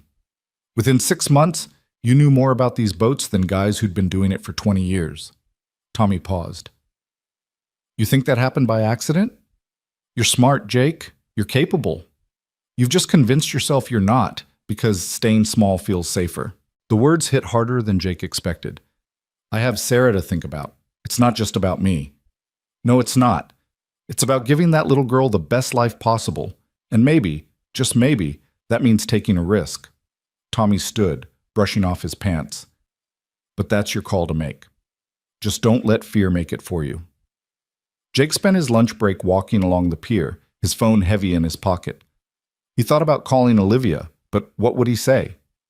He still didn't have an answer. Instead, he found himself dialing a different number. "Jake?" His sister Rebecca's voice was surprised. They didn't talk often. She lived in Seattle, worked in tech, had a life that was busy and full, and didn't leave much room for checking in on her widowed brother. But when they did talk, she was always honest, sometimes brutally so. "Hey, Becca, got a minute?" "For you? Always. What's wrong?" "Why does something have to be wrong?" "Because you never call unless something's wrong." "Is it Sarah? Are you okay?" "We're both fine. I just—" Jake paused, gathering his thoughts. "I need advice." He told her everything. The rescue, Olivia, the job offer, his doubts and fears. Rebecca listened without interrupting, which was unlike her. When he finished, there was a long silence on the other end of the line. "Rebecca, you still there?" "I'm here. I'm just trying to figure out how to say this without sounding like a jerk."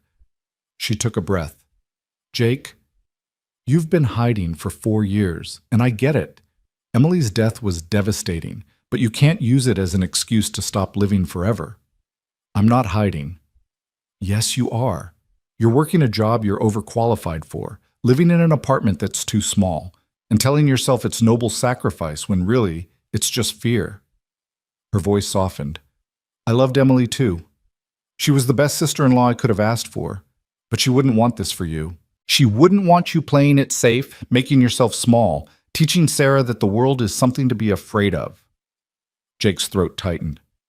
I'm not teaching her that. Aren't you? When was the last time you took a real risk? When was the last time you reached for something you wanted instead of just accepting what you had? He didn't have an answer for that. Look, Rebecca continued, I don't know this Olivia woman. Maybe she's offering you this job out of genuine need, maybe it's gratitude, maybe it's both. But does it matter? If the job is real, if the opportunity is real, why does the reason behind it change anything? Because I don't want to be someone's charity case. Then don't be. Go there and be excellent at the job. Prove you deserve it. That's how you turn gratitude into respect. She paused. And Jake? Moving to New York doesn't mean forgetting Emily. It means moving forward. There's a difference. After they hung up, Jake stood at the end of the pier watching boats come and go. A fishing vessel was heading out for the afternoon run, its engine rumbling with power.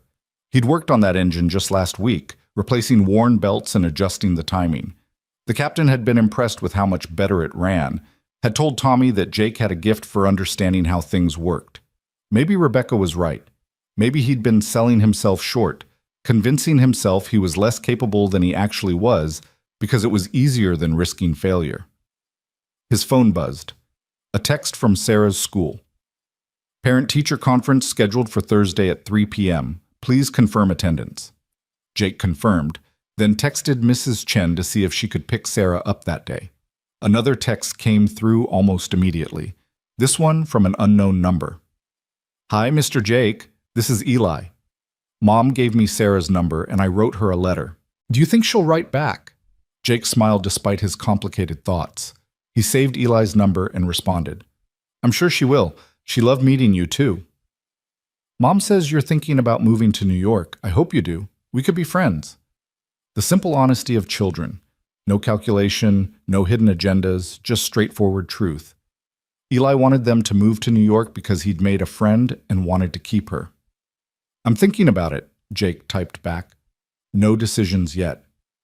Okay, but I'm hoping really hard. Jake pocketed his phone and headed back to work, but his mind kept circling back to the same questions. What did he want? Not what was safe, not what was expected, but what did he actually want? The answer, when it came, was so simple he almost laughed. He wanted more. For Sarah, yes, but also for himself. He wanted to be more than the guy who survived tragedy. He wanted to be someone who built something new from the ashes, who showed his daughter that setbacks didn't have to be the end of the story. He wanted to be brave. Thursday's parent-teacher conference arrived faster than Jake expected. He showed up at Sarah's school in his work clothes, having come straight from the marina, and found her teacher, Mrs. Patterson, waiting in a classroom decorated with student artwork and inspirational posters. Mr. Turner, thank you for coming. Mrs. Patterson was a woman in her 50s with kind eyes and the patient demeanor of someone who'd spent decades dealing with children. Please, sit. Jake sat in a chair designed for someone half his size, his knees nearly touching his chest. Is everything okay with Sarah? She's not in trouble? Oh no, nothing like that. Sarah's a wonderful student, bright, curious, well-behaved. Mrs. Patterson pulled out a folder. I wanted to talk to you about some concerns I've noticed recently. Jake's stomach dropped. What kind of concerns? Social ones, primarily. Sarah is well-liked by her peers, but she doesn't seem to form close friendships. She's always pleasant, but keeps people at arm's length. In class discussions, she's engaged, but when we do group projects, she tends to work alone unless specifically assigned to a partner. Mrs. Patterson's expression was gentle. I've taught long enough to recognize when a child is protecting themselves emotionally. Sarah is a textbook example. Jake felt like he'd been punched in the gut. I didn't realize. Most parents don't. Children are remarkably good at hiding their coping mechanisms. She paused. May I speak frankly? Please. Sarah lost her mother at a very young age. That kind of loss creates a fear of attachment. If you love someone, they can be taken away. So the child learns not to love too deeply, not to need too much, not to depend on anyone they might lose. Mrs. Patterson leaned forward. It's a survival mechanism, but it's not a way to live.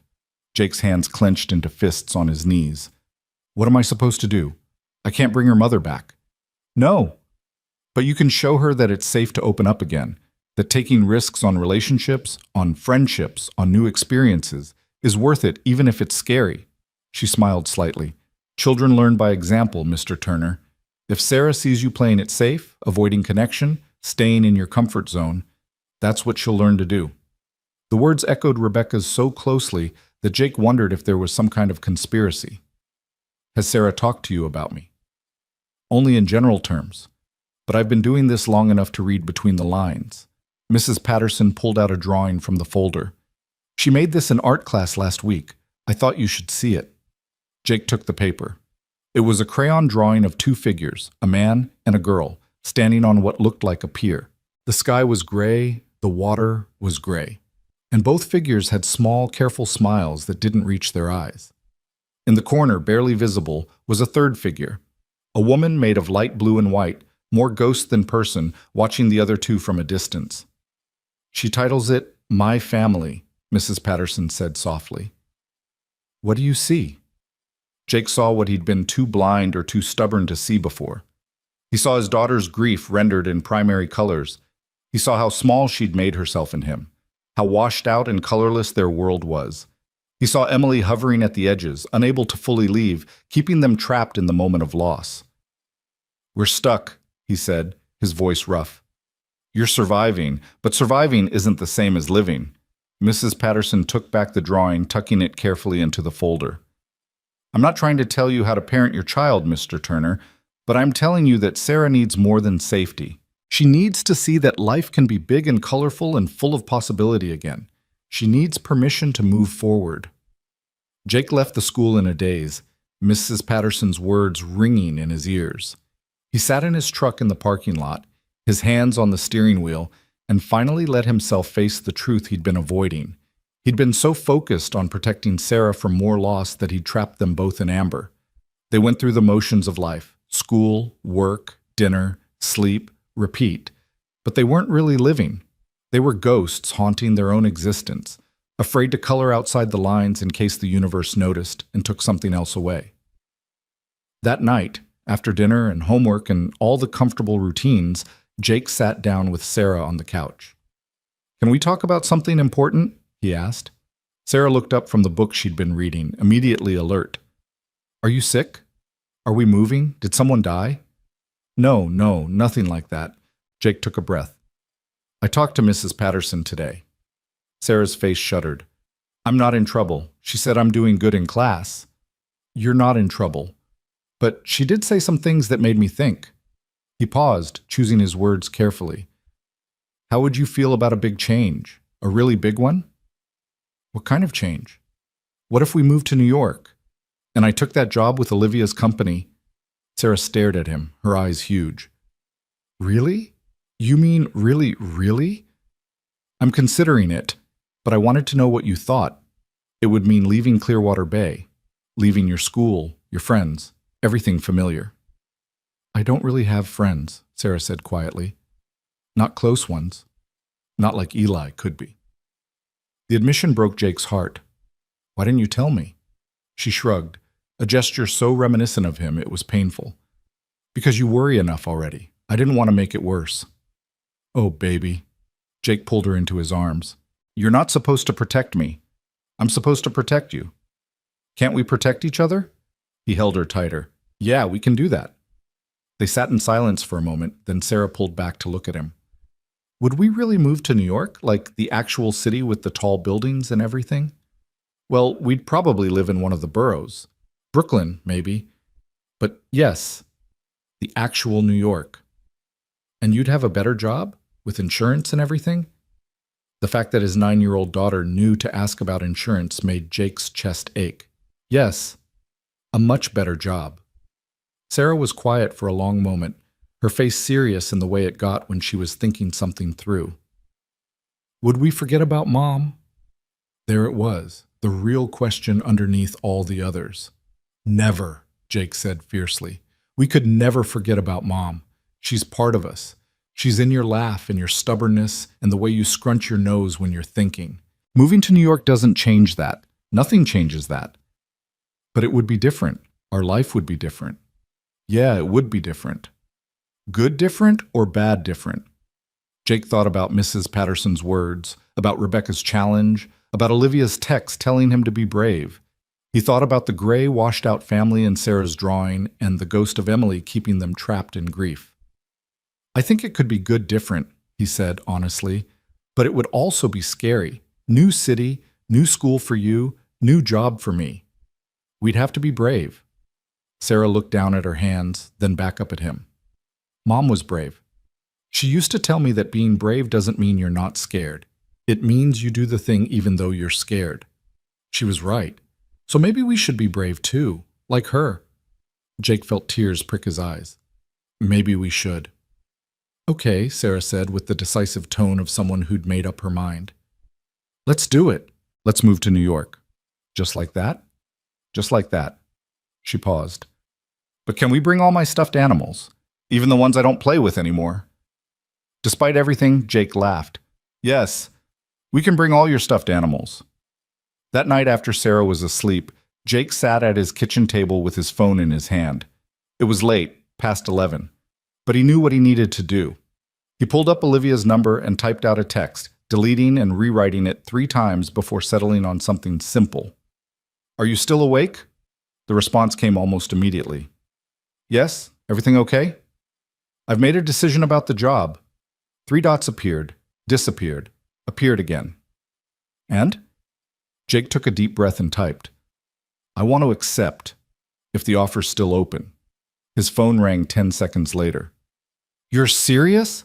Olivia's voice was breathless, excited. I'm serious. Sarah and I talked about it. We want to do this. Jake stood, pacing his small kitchen. I'm terrified, and I'm probably going to second-guess this decision 100 times between now and when we actually move, but yes, I'm saying yes. Jake, that's wonderful. She paused, and he heard her take a shaky breath. I'm so glad. For you, for Sarah, and selfishly for me and Eli, too. There are conditions, Jake said quickly. I need time to get things in order here. Give notice at the marina, arrange movers, find a place to live in New York. At least a month, maybe 6 weeks. Of course, take whatever time you need. And Jake? About housing, I know you want to do this on your own, but let me help. Not because of charity, but because I know New York and you don't. Let me connect you with a good realtor, someone who can help you find a safe neighborhood with good schools within your budget. Please. Jake wanted to argue, but he was learning to recognize when his pride was getting in the way of practicality. Okay. That would actually be really helpful. Good. I'll have Richard send you some information tomorrow. She paused. How are you feeling? Honestly, like I might throw up. Olivia laughed. That's normal. Making big life changes is terrifying. But Jake, I think you're doing the right thing, for both of you. I hope so. I know so. Her voice was warm, confident. Get some sleep. We'll talk details tomorrow. And Jake, thank you for trusting me, for trusting this. After they hung up, Jake stood at his kitchen window looking out at the bay. The water was calm tonight, reflecting the lights of the boats and buildings in rippling patterns. This view, this place, had been his whole world for so long. In a few weeks, it would be his past. The thought should have terrified him. Instead, he felt something he hadn't experienced in years: hope. The next few weeks passed in a blur of activity and emotion. Jake gave his notice at the marina, and Tommy threw him an impromptu going-away party that left Jake both touched and slightly overwhelmed by how many people actually cared about him. He'd thought of himself as a loner, someone who kept to himself, but apparently he'd made more connections than he realized. You better come back and visit, Tommy said, crushing him in a bear hug. And if that fancy corporate job doesn't work out, you've always got a place here. Thanks, Tommy, for everything. You gave me a job when I needed one. That's not something I'll forget. You earned every day of it. Now go show those New York folks what real work ethic looks like. Packing the apartment was harder than Jake expected. Every item held memories. Emily's favorite coffee mug that Jake still couldn't bring himself to throw away. The blanket they'd bought together when Sarah was born. Photos from their too-short marriage. Sarah found him one evening sitting on the floor surrounded by photo albums, tears streaming silently down his face. "Dad?" She sat down beside him, taking his hand. "Are you okay?" "Just remembering," he managed. "Look at this one. This is from our first date.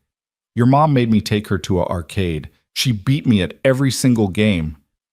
Sarah looked at the photo. A younger Jake with his arm around a laughing Emily, both of them holding prize tickets. She was pretty. She was beautiful, inside and out.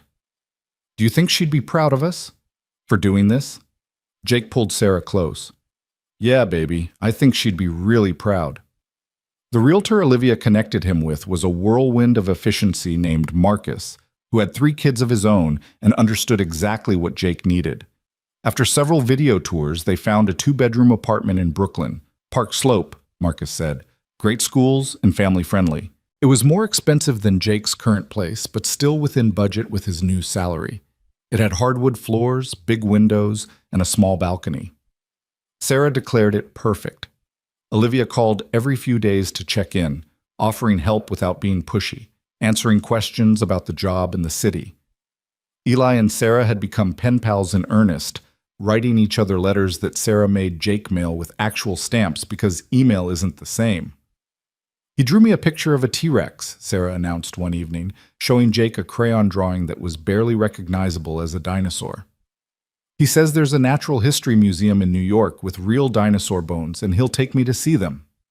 "That sounds fun." "Do you think Olivia is nice because she likes you, or because she feels like she has to be?" The question caught Jake off guard. "What do you mean?" Sarah shrugged, coloring in a picture at the kitchen table. "Jenny at school says when adults are extra nice, it's because they want something. Is Olivia being nice because she wants you to take the job or because she actually likes us?" It was a fair question, and one Jake had asked himself more than once. "I think both can be true. She wanted me to take the job, yes, but I also think she genuinely likes us." "Why do you ask?" "Because I like her. And I like Eli, and I don't want to get there and find out it was all fake." Jake set down the dish he was washing and knelt beside Sarah's chair. "Life's complicated, sweetheart. People can have multiple reasons for doing things, but I don't think Olivia's being fake. I think she's grateful, yes, but I also think she sees something in us worth knowing. Does that make sense?" "I guess," Sarah went back to her coloring. "I'm still going to be careful, just in case." Smart kid. Maybe too smart for her own good sometimes. 3 days before the move, Mrs. Chen threw them a goodbye dinner. She'd invited half the building, and Jake's small apartment was packed with neighbors he'd barely spoken to, but who all had kind words and well wishes. Mrs. Chen cried, which made Sarah cry, which almost made Jake cry until he managed to get himself under control. "You take care of that little girl," Mrs. Chen said, gripping his hands. "And you take care of yourself, too. Don't forget to live, Jake. Not just survive. Live." Everyone seemed to have the same advice. Live. Be brave. Move forward. It was as if the universe was conspiring to push him toward this new life, burning all the bridges behind him so he couldn't retreat. The night before the movers came, Jake and Sarah sat on the balcony of their apartment watching the sun set over the bay one last time. The sky was painted in shades of orange and pink, the water reflecting the colors like liquid light. "I'm going to miss this," Sarah said quietly. "Me too. But I'm also excited." "Is that okay? To be sad and excited at the same time?" Jake put his arm around her shoulders. "That's more than okay. That's exactly how you're supposed to feel when you're starting a new adventure." "Mom's coming with us, right? Like, in our hearts and stuff?" "Always. She's part of us. Nothing can change that." They sat in comfortable silence as the sun dipped below the horizon, painting the sky in deeper shades of purple and blue. Tomorrow, the movers would come. Tomorrow, they would pack their life into boxes and load it onto a truck. Tomorrow, they would say goodbye to Clearwater Bay and hello to an uncertain future. But tonight, they sat together watching the sunset, 2 people who had survived the worst and were finally ready to reach for something better. The drive to New York took 8 hours, their belongings following behind in a moving truck that Jake had paid for with his first advance from Grant Marine Industries.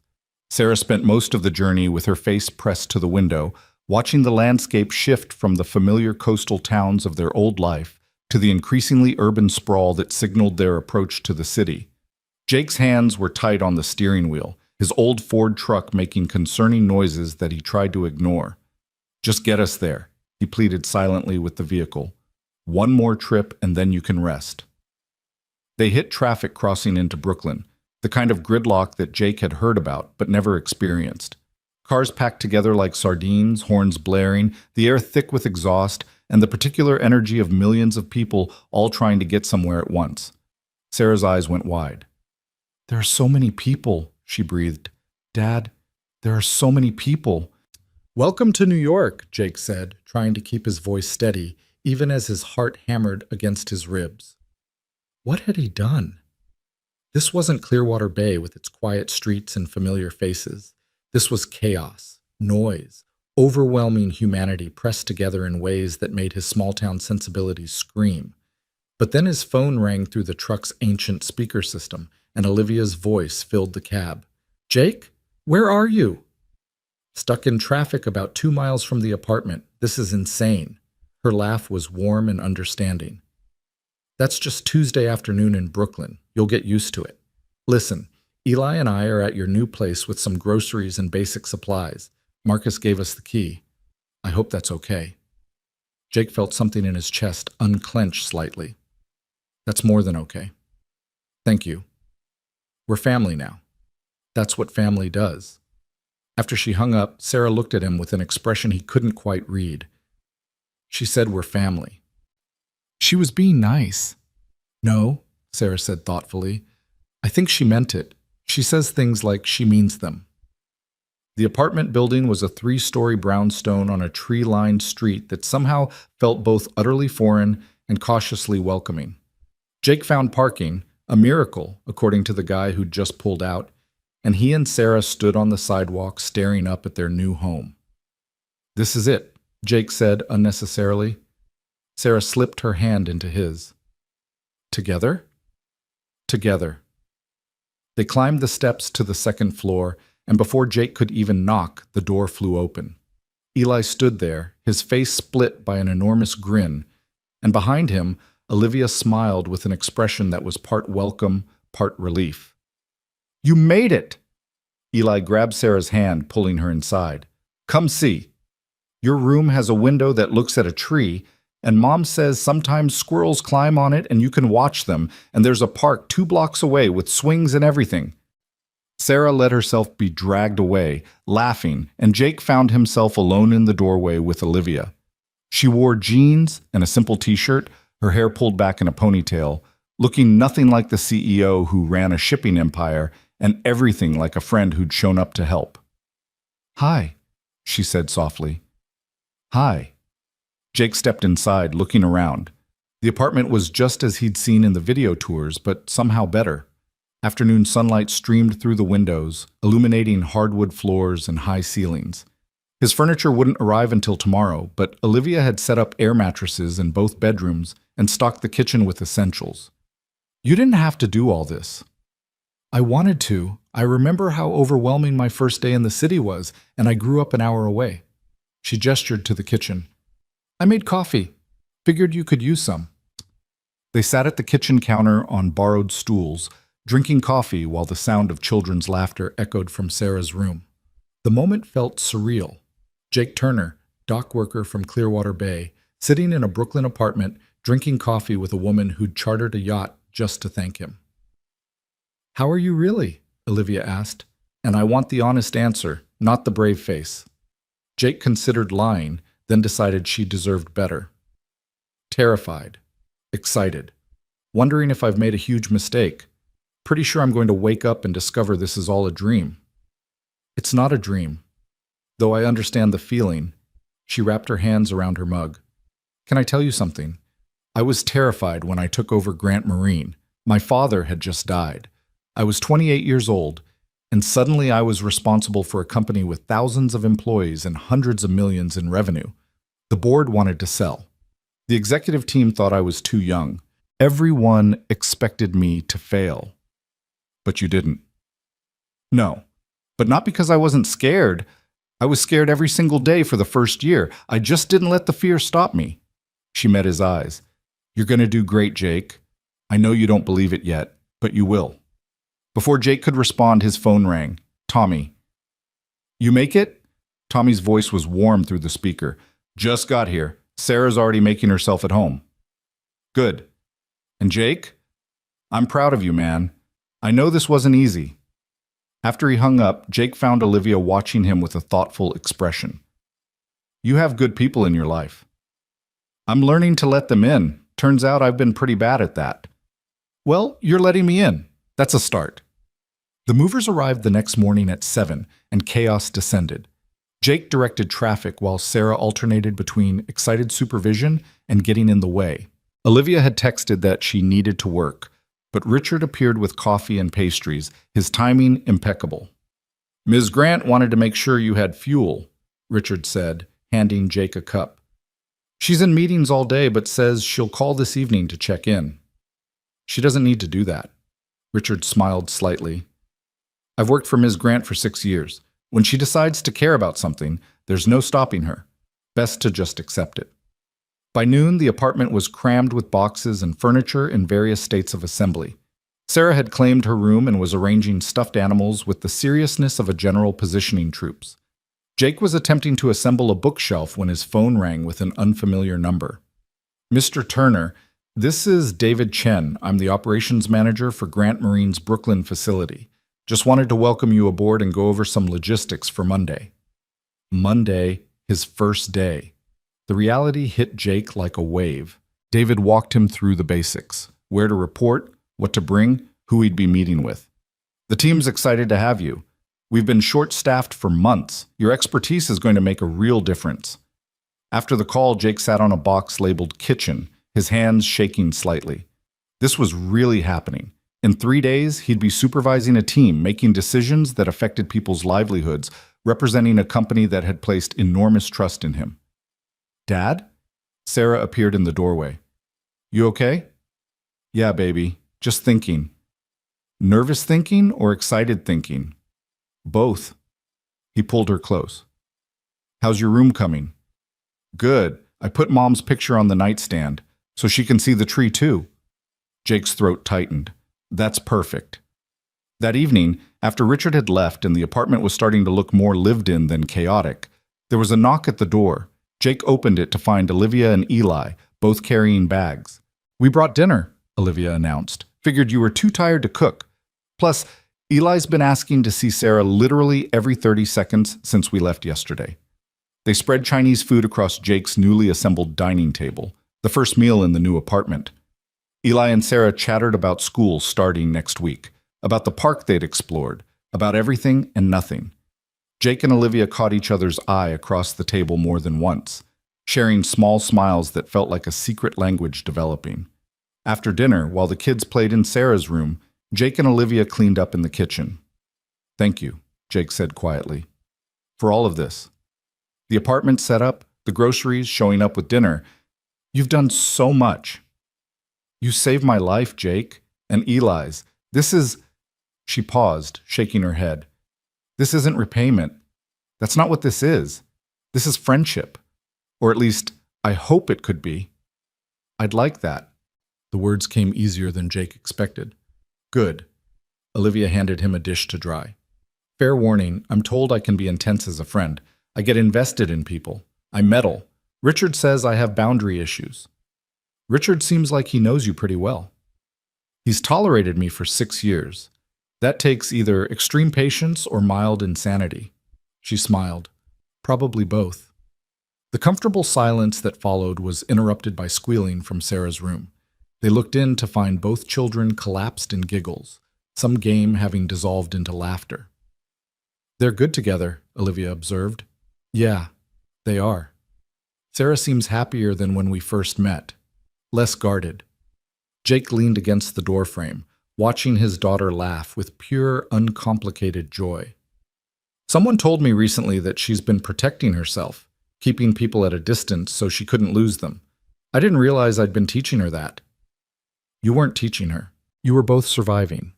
Olivia's voice was gentle. But now you're both learning to live again. That's brave, Jake. I don't feel brave. I feel like I'm faking it and hoping no one notices.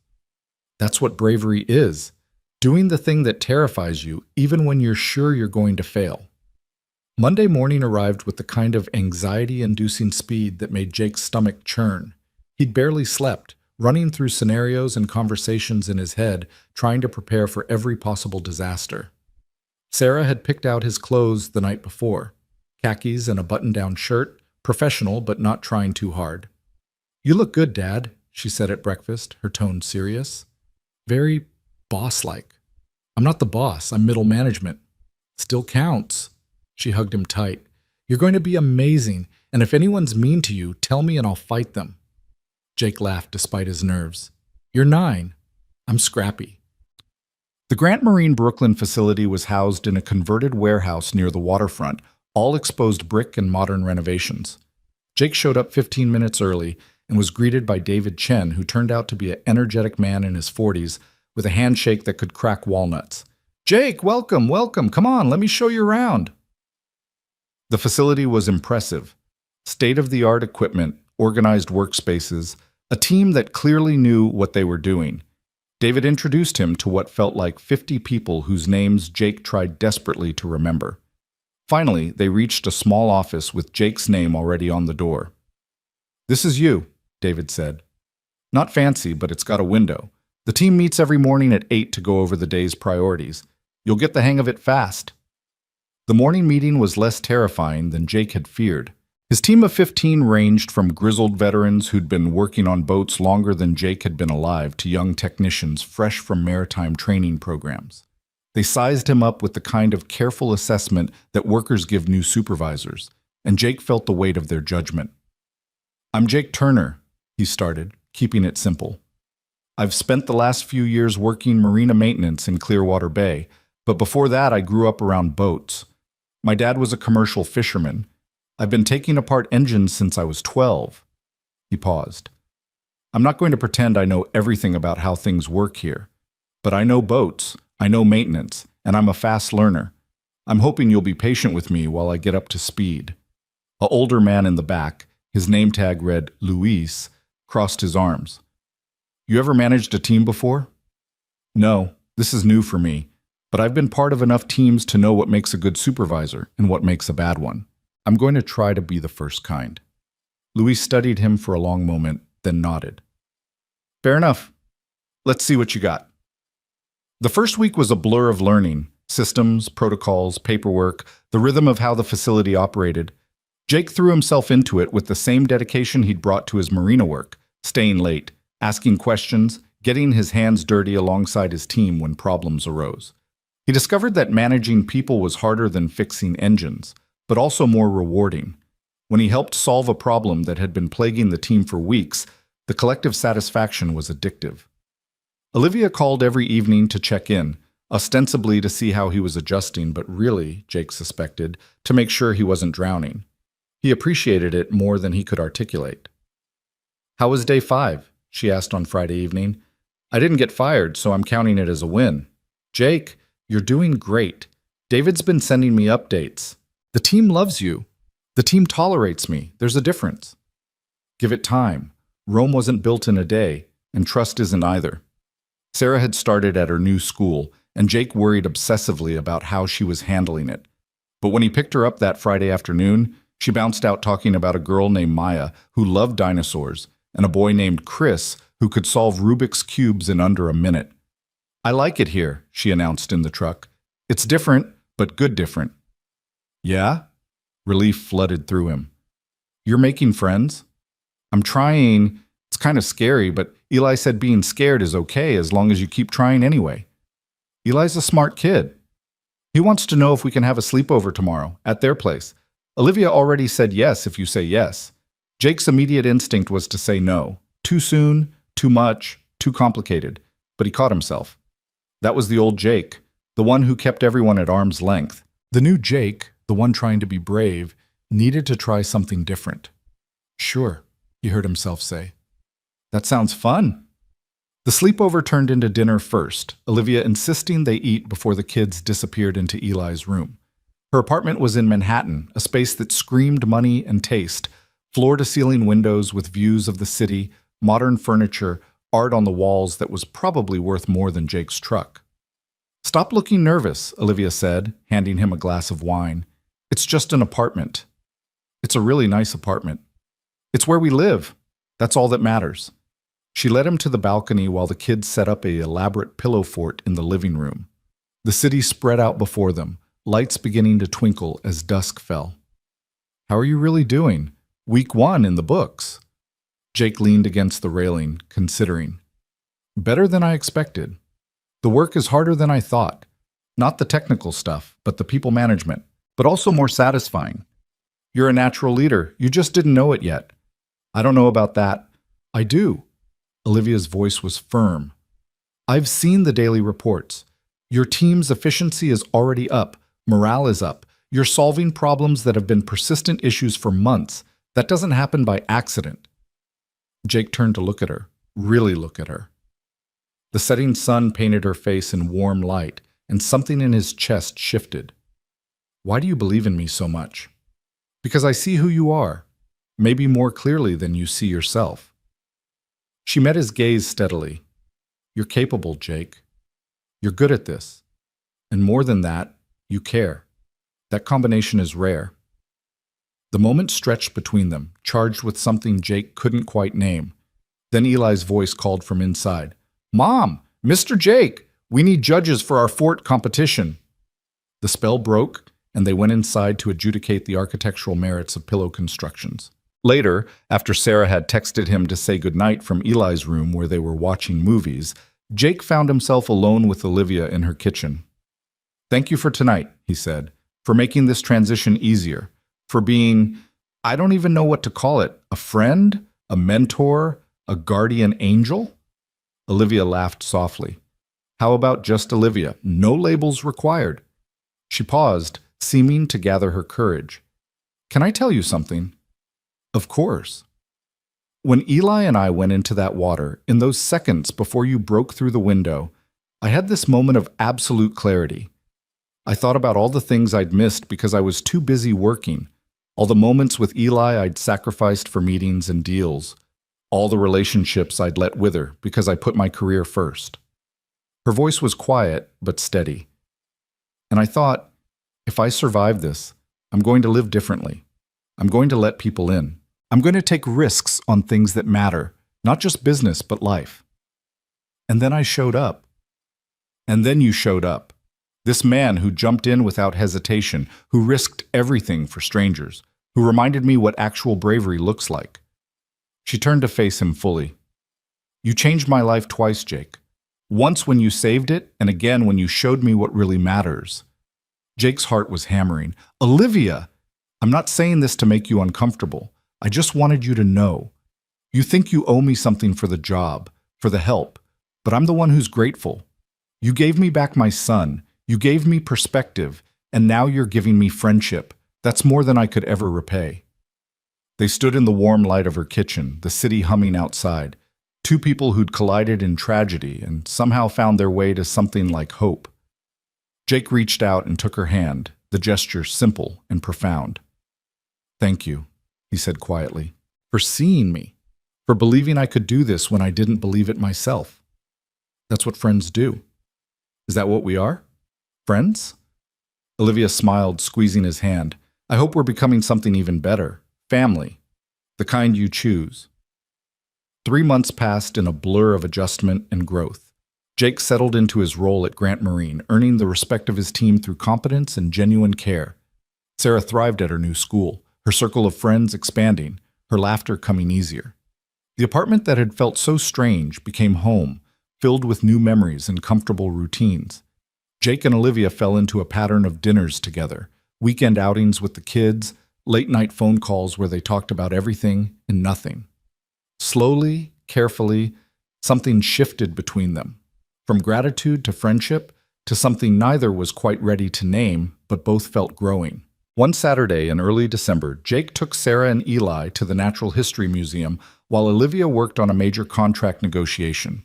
They stood beneath the massive dinosaur skeletons, and Eli held Sarah's hand with the unconscious ease of children who'd become inseparable. "Dad?"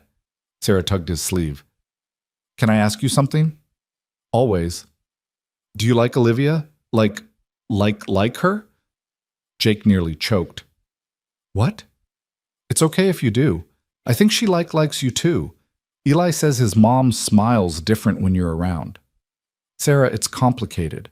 Olivia is my boss and my friend, and you like her. I can tell. You get all weird and nervous when she's coming over, and you wear the good shirt." Sarah looked up at him with Emily's eyes. "It's okay, Dad. I'm not going to be mad or sad or whatever you're worried about. Mom would want you to be happy." "Would she?" The question came out before Jake could stop it. "Yeah, she would, because Mom loved you, and when you love someone, you want them to have good things." Sarah squeezed his hand. "Olivia is a good thing, and so is Eli. So is this whole new life. It's okay to be happy about it." Jake pulled her into a hug right there in the middle of the museum, not caring who saw. "When did you get so wise?" "I've always been wise. You just didn't notice because you were too busy being sad." That evening, after he'd dropped Eli back home, Jake found himself lingering at Olivia's door. She noticed. "Everything okay?" she asked. "Yeah, Can we talk, just for a minute?" They sat in her living room, the city lights twinkling through the windows, and Jake tried to find the words for what he was feeling. "I'm happy," he said finally. "For the first time in years, I'm actually happy. Not just surviving, not just getting through the day, but genuinely happy. And it's because of you." Olivia's expression softened. "Jake, let me finish. I know this is complicated. You're my boss.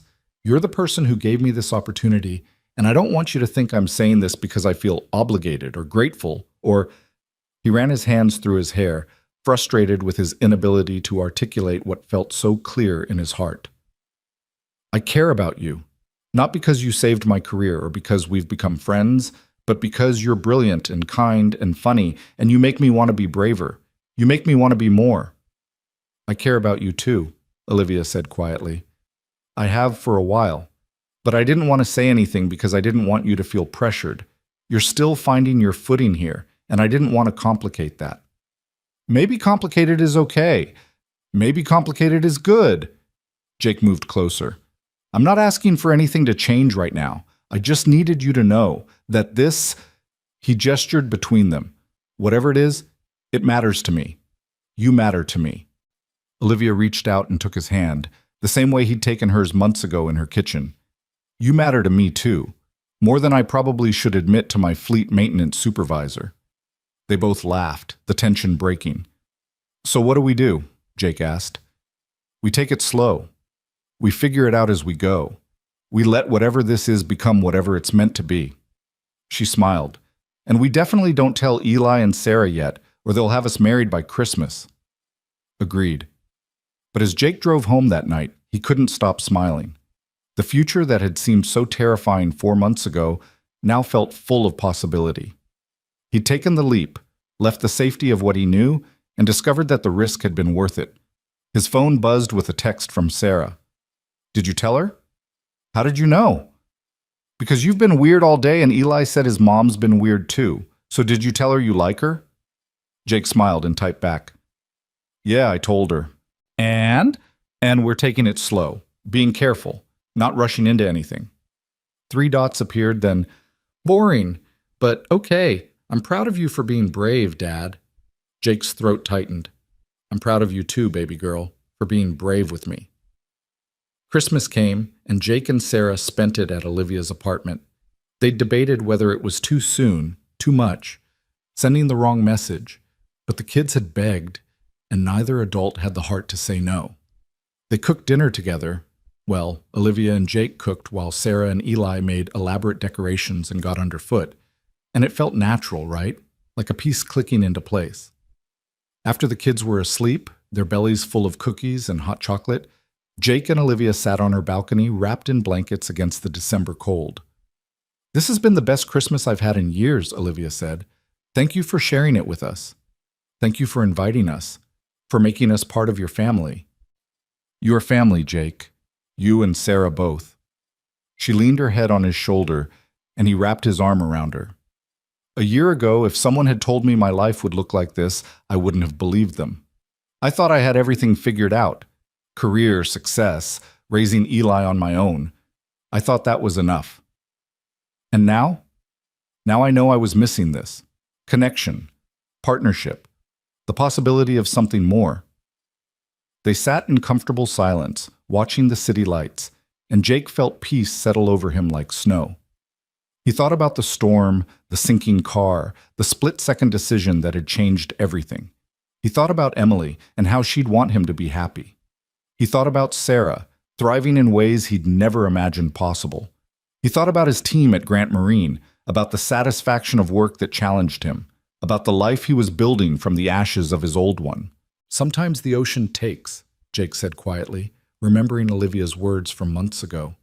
"And sometimes it gives back." Olivia lifted her head to look at him. "What did it give back?"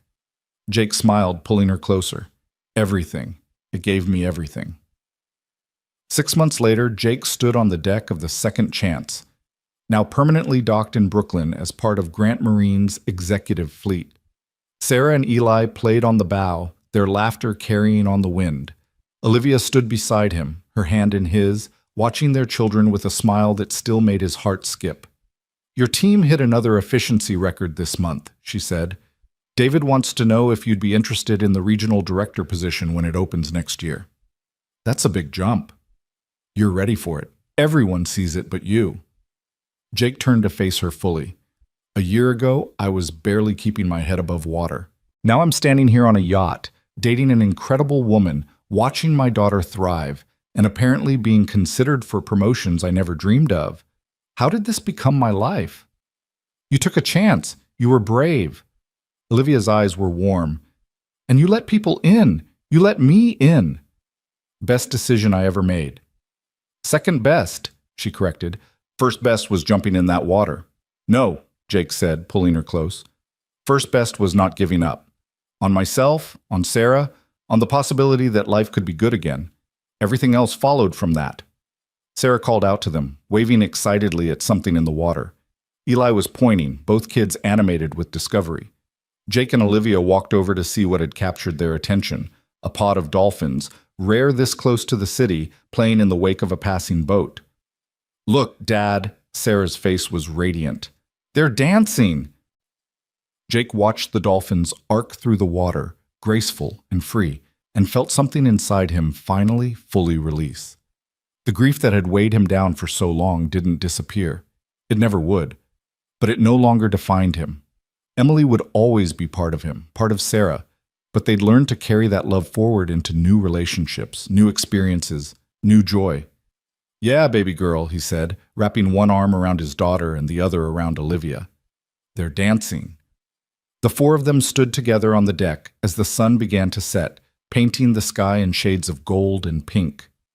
Two families that had found each other in the aftermath of near tragedy, rebuilt from broken pieces into something whole and new.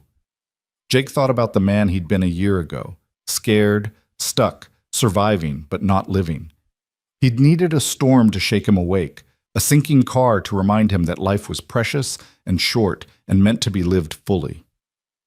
"Thank you," he said softly to Olivia. "For what?" "For seeing who I could be. For giving me the chance to become him." She squeezed his hand. "You were always him, Jake. You just needed permission to show it." As night fell over the bay and the city lights began their nightly performance, Jake Turner stood on the deck of a yacht named Second Chance and understood for the first time what that really meant. Not a do-over or erasure of the past, but an opportunity to write the next chapter, to take the lessons learned from loss and transform them into wisdom, to honor those you'd lost by living fully, by being brave, by opening your heart to new people and new possibilities. The ocean had taken Emily from him, had nearly taken Olivia and Eli. But it had also brought them all together, had given him this strange, beautiful, unexpected family. Life was like that, he realized, taking and giving in equal measure, challenging you to find meaning in both, to build something new from what remained. "Dad?" Sarah looked up at him, her face serious. "Are we going to be okay? Like, really okay?" Jake knelt down so he was eye level with his daughter. Yeah, baby girl, we're going to be more than okay. We're going to be happy. Promise? Promise. And for the first time in 4 years, Jake Turner made a promise he knew he could keep. Not because life would be easy or simple or free from pain, but because he'd learned that happiness wasn't the absence of struggle. It was the courage to keep reaching for joy despite it. It was the willingness to take risks, to be vulnerable, to let people in even when you were terrified of losing them. It was jumping into dark water because someone needed help, not knowing if you'd make it back to the surface. It was choosing to live, really live, when survival alone would have been easier. It was being brave. As the yacht rocked gently in the evening tide, Jake looked at the family surrounding him, chosen and given, broken and healed, complicated and perfect, and knew with absolute certainty that the storm had been worth it. Every moment of fear, every risk taken, every leap of faith had led him here, to this moment, to these people, to this life that he'd never imagined but couldn't now imagine living without. Sometimes you had to drown before you learned how to swim. Sometimes you had to sink before you could rise. Sometimes you had to lose everything before you understood what really mattered. And sometimes, if you were very lucky and very brave, the ocean gave you a second chance. Jake Turner had seized his with both hands and wasn't letting go.